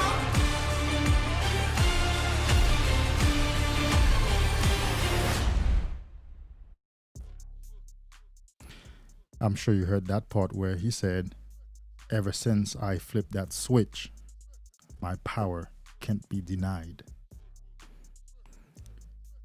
I believe I found this song by the law of attraction, because that's what it is. You manifest effortlessly on this journey. That's how I found this song. And I had to contact the company that, what is it? Not producing, the company that owns the right, and license it for 1 year. It's only been maybe 3 months. I don't know, 2 months. I lose track of time. But I know it runs all the way to April next year or something. Anyhow, I still have a long way to go to play it. Whenever I want it, everywhere. I had to license it. And I'm like, whoa! This is a Semen Retention song. This is my world now.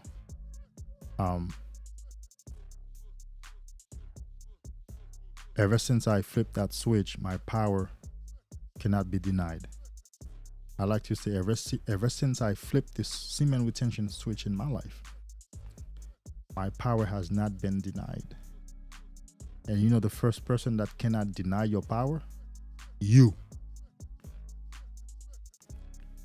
You're the first person who cannot deny the change in you, the new man in you. You can't deny that. You have to acknowledge. You have to wake up in the morning and be like, God damn it, I feel powerful. God damn it, I feel present. God damn it, I feel stable. I feel grounded. I'm more able to focus. I say things the way I see them with no concern of repercussions.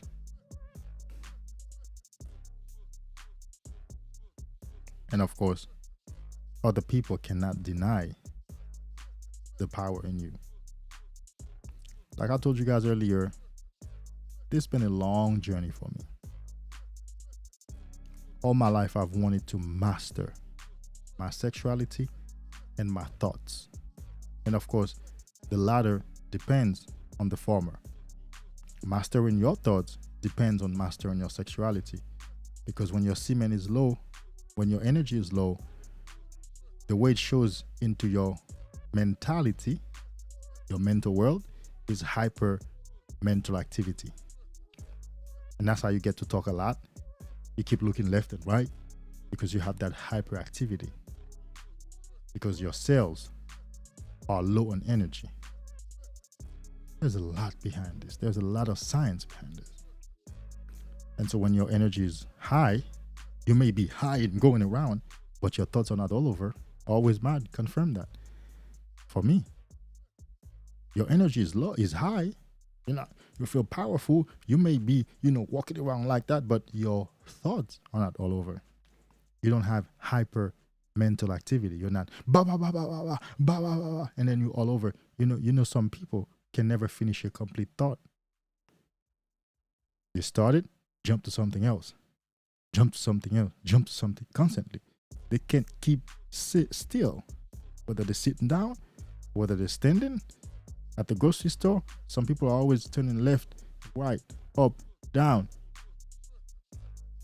You can't just stand there and wait, or just sit down and speak, or not speak. Ooh, that's a big challenge.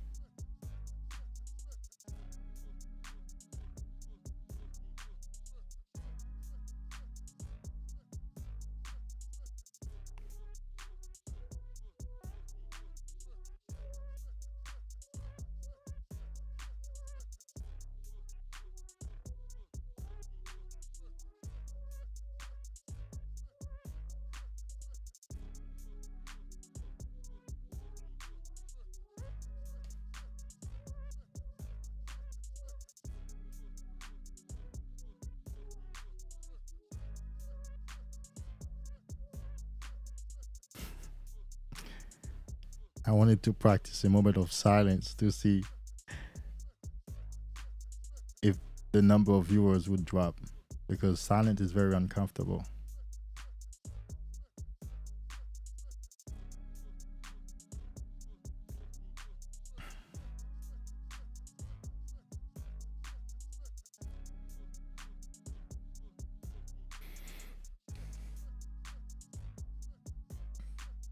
Appreciate that, brother. And thanks for being here. You've been here with me for the whole ride. Well, the whole channel ride. You've been here. This guy's been here. when I first started, I used to record my videos in the park. My face, I had just started. Of course, I didn't.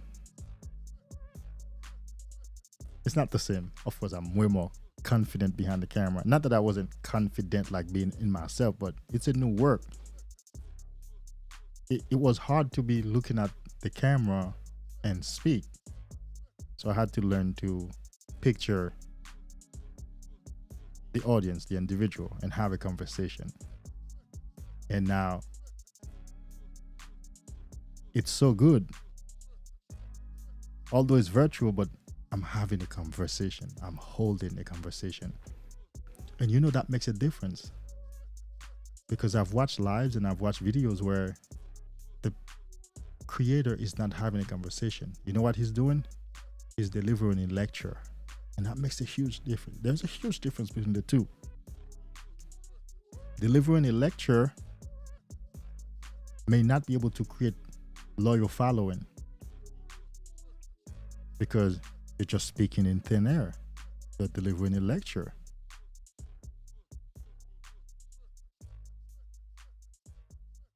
but having a conversation takes into consideration of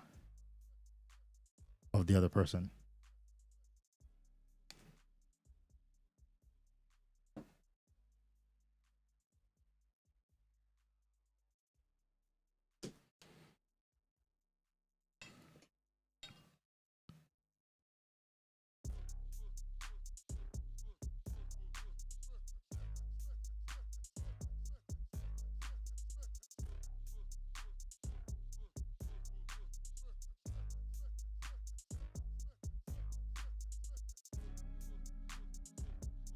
Chris, I've answered a lot of your questions, bro. I've answered a lot of questions for you. I did give you an answer, not to the question. I said you can't get all the answers in one sitting. You just can't. I've given you enough. Not that I don't want to, but that's not how your learning works. I know you would want to pop in here and get all the answers to all your questions, you know.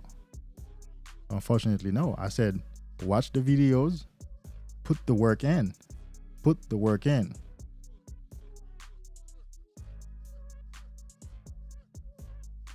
You know, you can get the answers.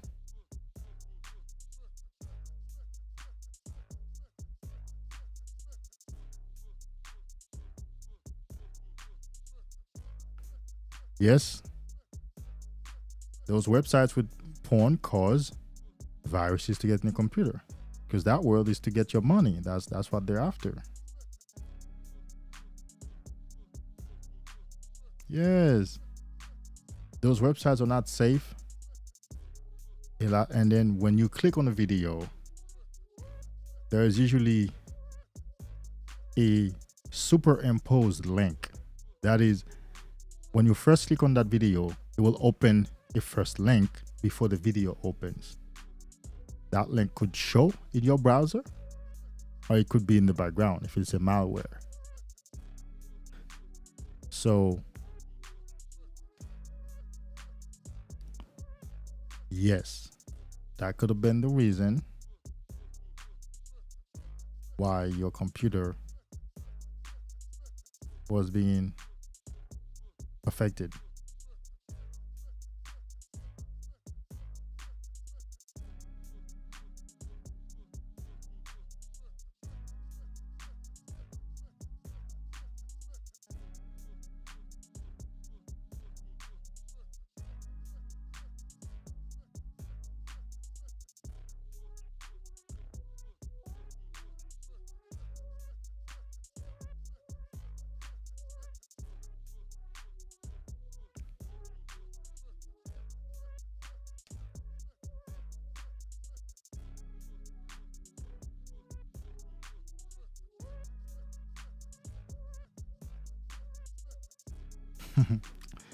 So always mad when I was saying you've been here with me for the whole ride. I wanted to go and watch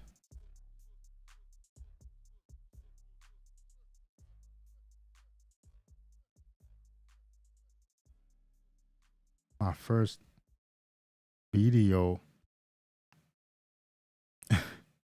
So excited, getting ready to talk about semen retention.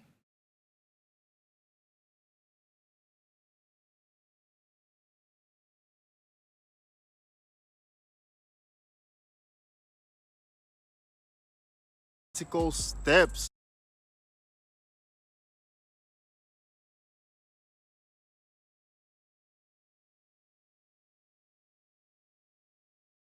It will shake your core foundation. Let's listen. Man, I had bigger traps back then, bro. Yeah, I had stopped working out for a minute. Look at my traps. Hey, it's David here for Menskindgom. And today I want to talk to you about a hot topic. A topic that is researched by a lot of men on YouTube, and that is semen retention. Now, I must commend you for even clicking on this video, Here I go again. That's me. because semen retention will challenge you to the core. It will shake your core foundation as a man. As a man, all you've been doing is thinking about sex, how to get the next piece of vagina. And it's not your fault. You are wired for it. Your brain enjoys it. That's who you are. You are part of the ever-expanding creation. So you are here to release your semen into a vagina that eventually will become a child. That is the whole goal. The whole goal of having sex, primarily procreation, creation, continuing the human race. Look at Now, my chest, man. if you want to abstain from that, if you want to stop ejaculating, you call forth the most challenging resistance in your life. Your brain will fight against you. Now, I had an addiction to pornography and masturbation from 13, 14 to the age of 34. And I will turn 40 February 2020. So that's about 6 years roughly since I have been practicing semen retention, or NoFap, or NEO. So NEO stands for non-ejaculatory orgasm, where now I'm able to have sex for a long time because I have stamina and not ejaculate. And afterwards, I go and meditate. Afterwards, I go to the gym, or I go for a 5K run, you know? Man, I used to work out. Now, more there than- is a lot of information about semen retention on YouTube. I will not bore you about all the benefits. I will not even bore you about my own personal experience. I'm here to share with you more so the practical ways you can get this thing going in your life, or if you have started, so that you can actually keep it going. I have realized that a lot of men who share their experiences don't share practical ways. I myself, I have actually documented my whole journey. I have journals on top of journals. I have boxes of journals and books and notes and everywhere, because I am an Aquarius. I thrive on knowledge, so I must document my journey. So what I have done is documented my journey. I have documented my journey. I have come up with hypotheses. I have tested those hypotheses, concluded on certain concepts, and then run those hypotheses again.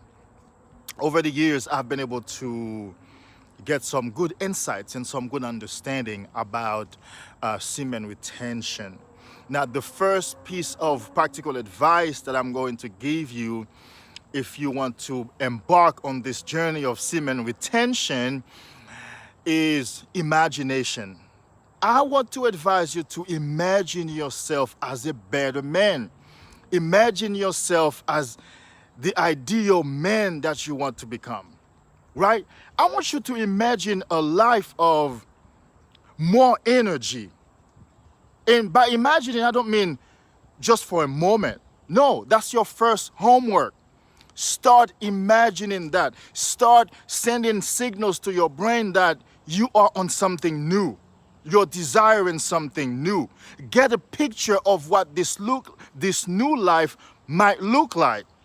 Start reconditioning your brain. Start rewiring your brain. So what I want you to do is to start thinking about what would it be like and what would it feel like to live a different life.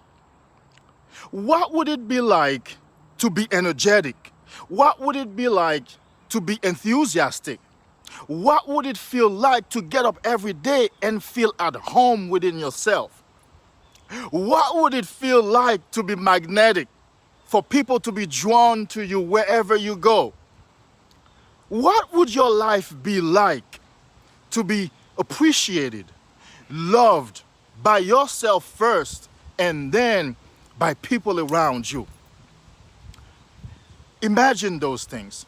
Think about what would it feel like for you to be in control of your mental states, to be in control of your moods, to be in control of your character, to have the power and the strength to deny things which no longer resonate with you, to leave relationships which no longer serve you, and to have the courage to venture into the unknown. What would your life be like? How much joy would you have? We see, you have to allow yourself to play with those pictures, and you will start getting excited. This is where I want you to be. You will start getting excited about this possible life, this potential life. And once you get excited about it, you will feel motivated. And once you feel motivated, you will already put momentum into motion. And momentum is necessary for this journey, or else you'll start and you will stop as soon as you have your first relapse, because it will happen. You will stop. So I want you to imagine what your life would be like if you were not fapping every day. What your life would be like if you had more energy. What your life would be like if your face glows and shines. What your life would be like if you were to feel blissful. Start thinking on that, because remember, thoughts become things. Thoughts become reality. What you think, you become. So when I'm asking you to start thinking and start imagining, I'm not asking you to do anything unpractical. This is very practical, because the universe is mental. Life is mental. You can't embark on this journey without first getting a picture of what it would be like, without feeling the emotions of what it would be like. My friend, I was just like you many years ago, feeling lethargic, suicidal, unhappy, depressed. Oh my God. But today, life is much different. And I have found my purpose. My purpose is to speak. My purpose is to coach, predominantly to help men and also to help women along the way. This is why my channel is called Menskindgom. I have found my kingdom, and I want to share the insights with you on how to find your own kingdom. Now, if you are single, okay. All right. That's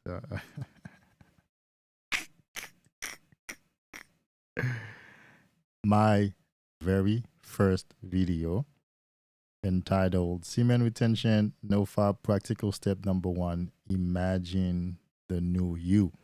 So Chris, I told you just now, go and watch videos. Go watch the videos. Now go watch the videos, put the time in, put the work in, because there's a lot of information. About 120 videos now, over a year. So Always Mad has been here with me since day one. That was my very first video. But you know what, Always Mad? I've been thinking, because I've been watching these old videos, and I'm like, my traps, my shoulders, my chest, like, and I'm like, I can't remember what workout plan I was on. And I'm like, damn it. Damn, like, and of course, whoever I was doing at the time, but I had to let her go so I could stop the channel. because at the time I had just moved to this new city, and I met a fine chick. She didn't have a problem with semen retention. I mean, she's beautiful, but she recently did my hair. I think she wishes that we would rekindle. But I told her, yeah, you know, I moved here really to get some work started, and if I'm seeing you, I won't do it. I won't do it. I have to do it. I have to do it. And so I stopped seeing her. We were good. We were good, bro. It was good vibe. We were good.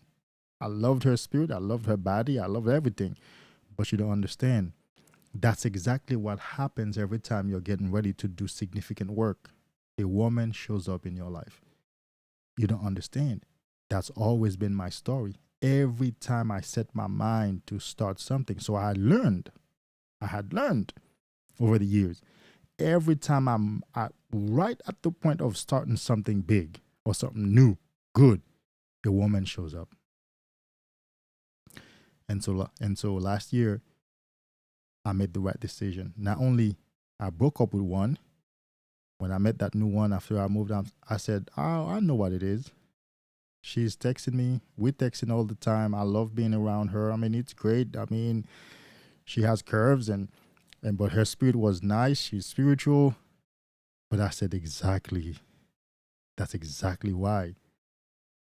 If I just get into this relationship with her, I won't start Men's Kingdom. My channel used to be called Men's Kingdom.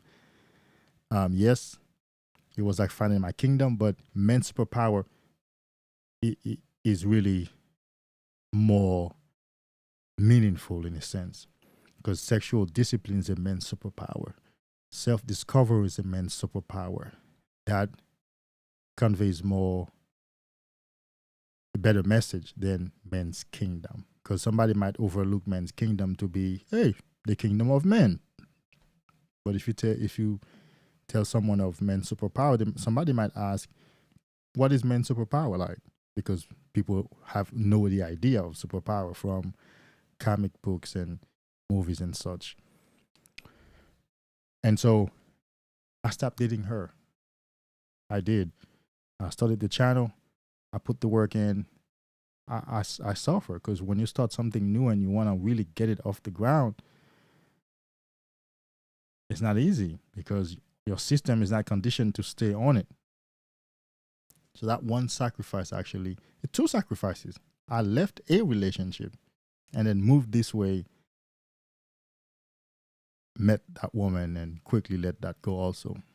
Because I was like, man, stay in this house with this woman things are already not working. And she's kind of like sending me, not kind of, but telling me like she can do better, like she can have a better man. Like, whoa, you want to break up?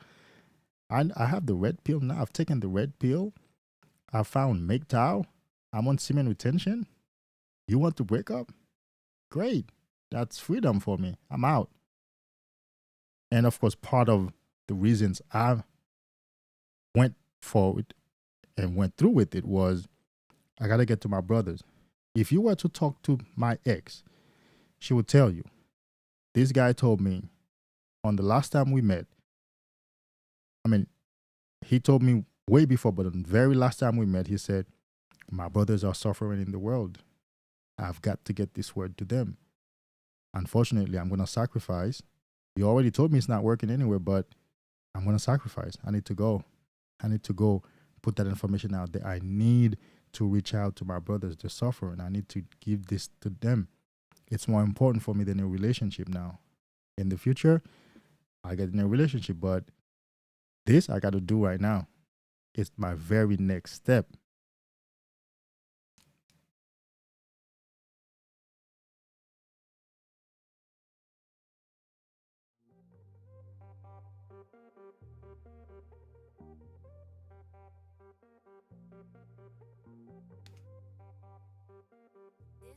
This is Smiley's Productions.